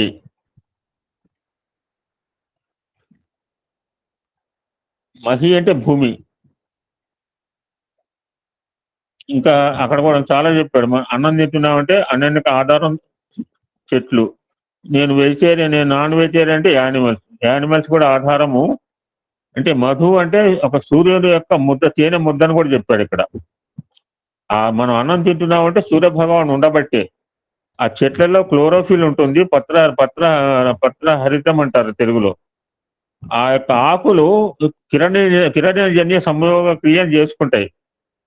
ఆకుల్లో ఉన్న పచ్చదనమే క్లోరోఫిల్. ఆ సూర్యరశ్మి తీసుకుంటేనే అప్పటికి ఆహారం, కార్బోహైడ్రేట్స్ క్రియేట్ అవుతాయి. అప్పుడే చెట్టు పెరుగుతుంది, కాయలు వస్తే మనం మింగుతాం, ఆహారం వస్తుంది. ఫర్ అవర్ ఫీడింగ్ ఆ యొక్క శివ పరమాత్మ యొక్క తేనె ముద్దలోంచి మనం తీసుకుంటున్నాము. మహి అంటే భూమి అని చెప్పాడు. భూమికి ఎనర్జీ ఇచ్చేది సన్ అండి. All we get from earth. సకల సంపదలు, ఎన్నో రకాల సంపదలు మన భూమి నుంచి. ఈ మధ్యన ఎవరో నిన్న మొన్న కనుక్కున్నారు, ఈ రాయలసీమలో ఎక్కడ మొత్తం బంగారం అంట ఒక లొకేషన్ లో. అది సంపద, అదే ఆయనదే సంపద. అంటే ఐశ్వర్యం అండి, ధనమే కాదు. విద్యా సంపద, జ్ఞాన సంపద, అన్ని రకాల 64 రకాల కళలు కూడా ఐశ్వర్యాలే మనకి.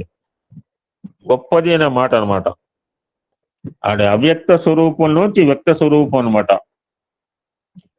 మహతి అన్నాడు, అహంకారం అన్నాడు, పంచభూతాలు అన్నాడు, పంచ తన్మాత్రలు. దిస్ ఇస్ ద గణాంబ. కుమార గణపతి గణపతి అనమాట, గణాలకు అధిపతి.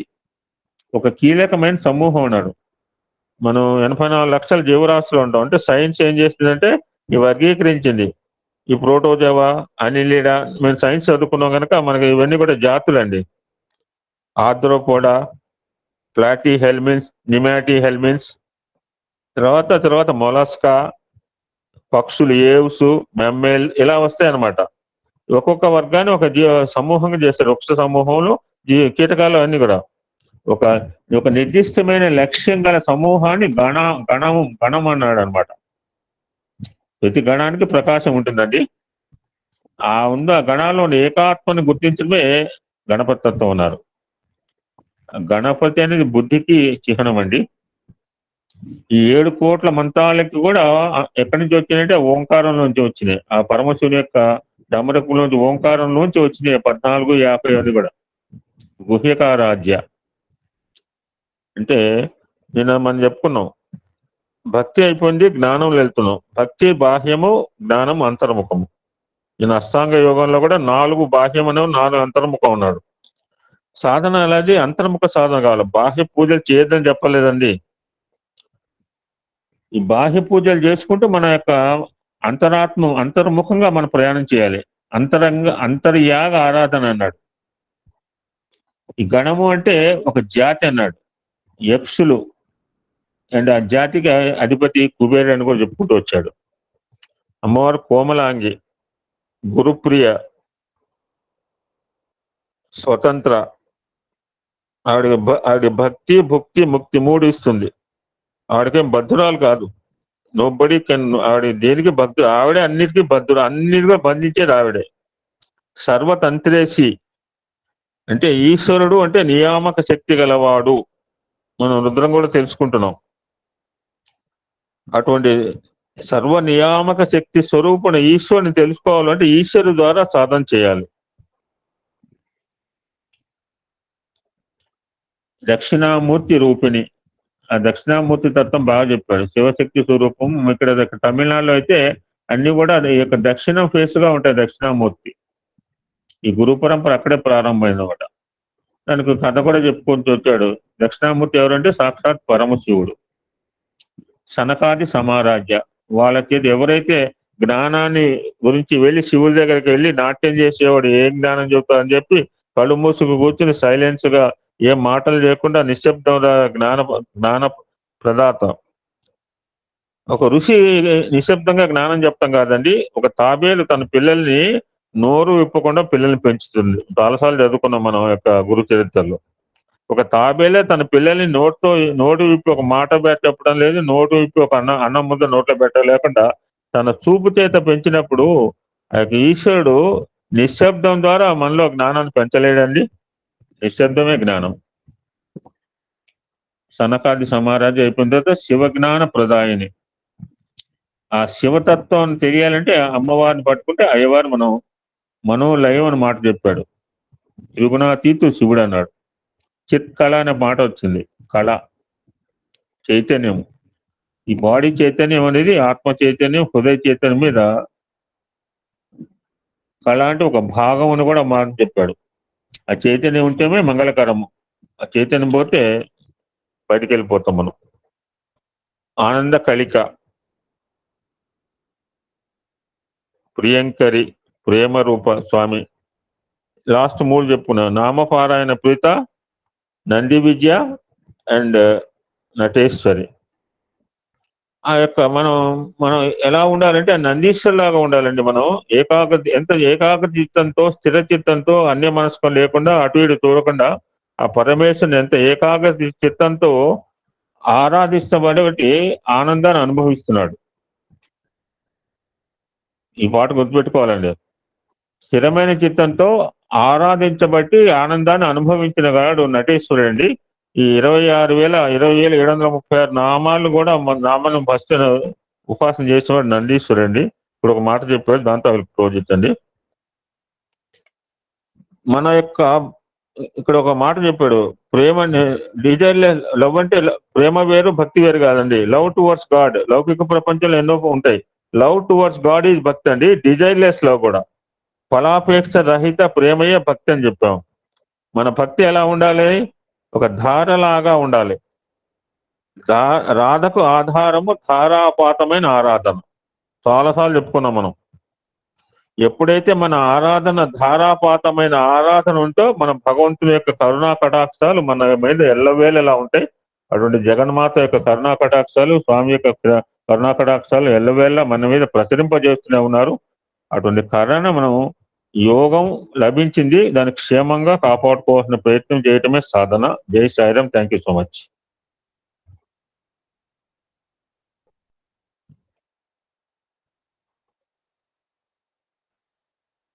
అన్ని కవర్ చేశాను Sambamurthy. Okay, stop the recording అమ్మా.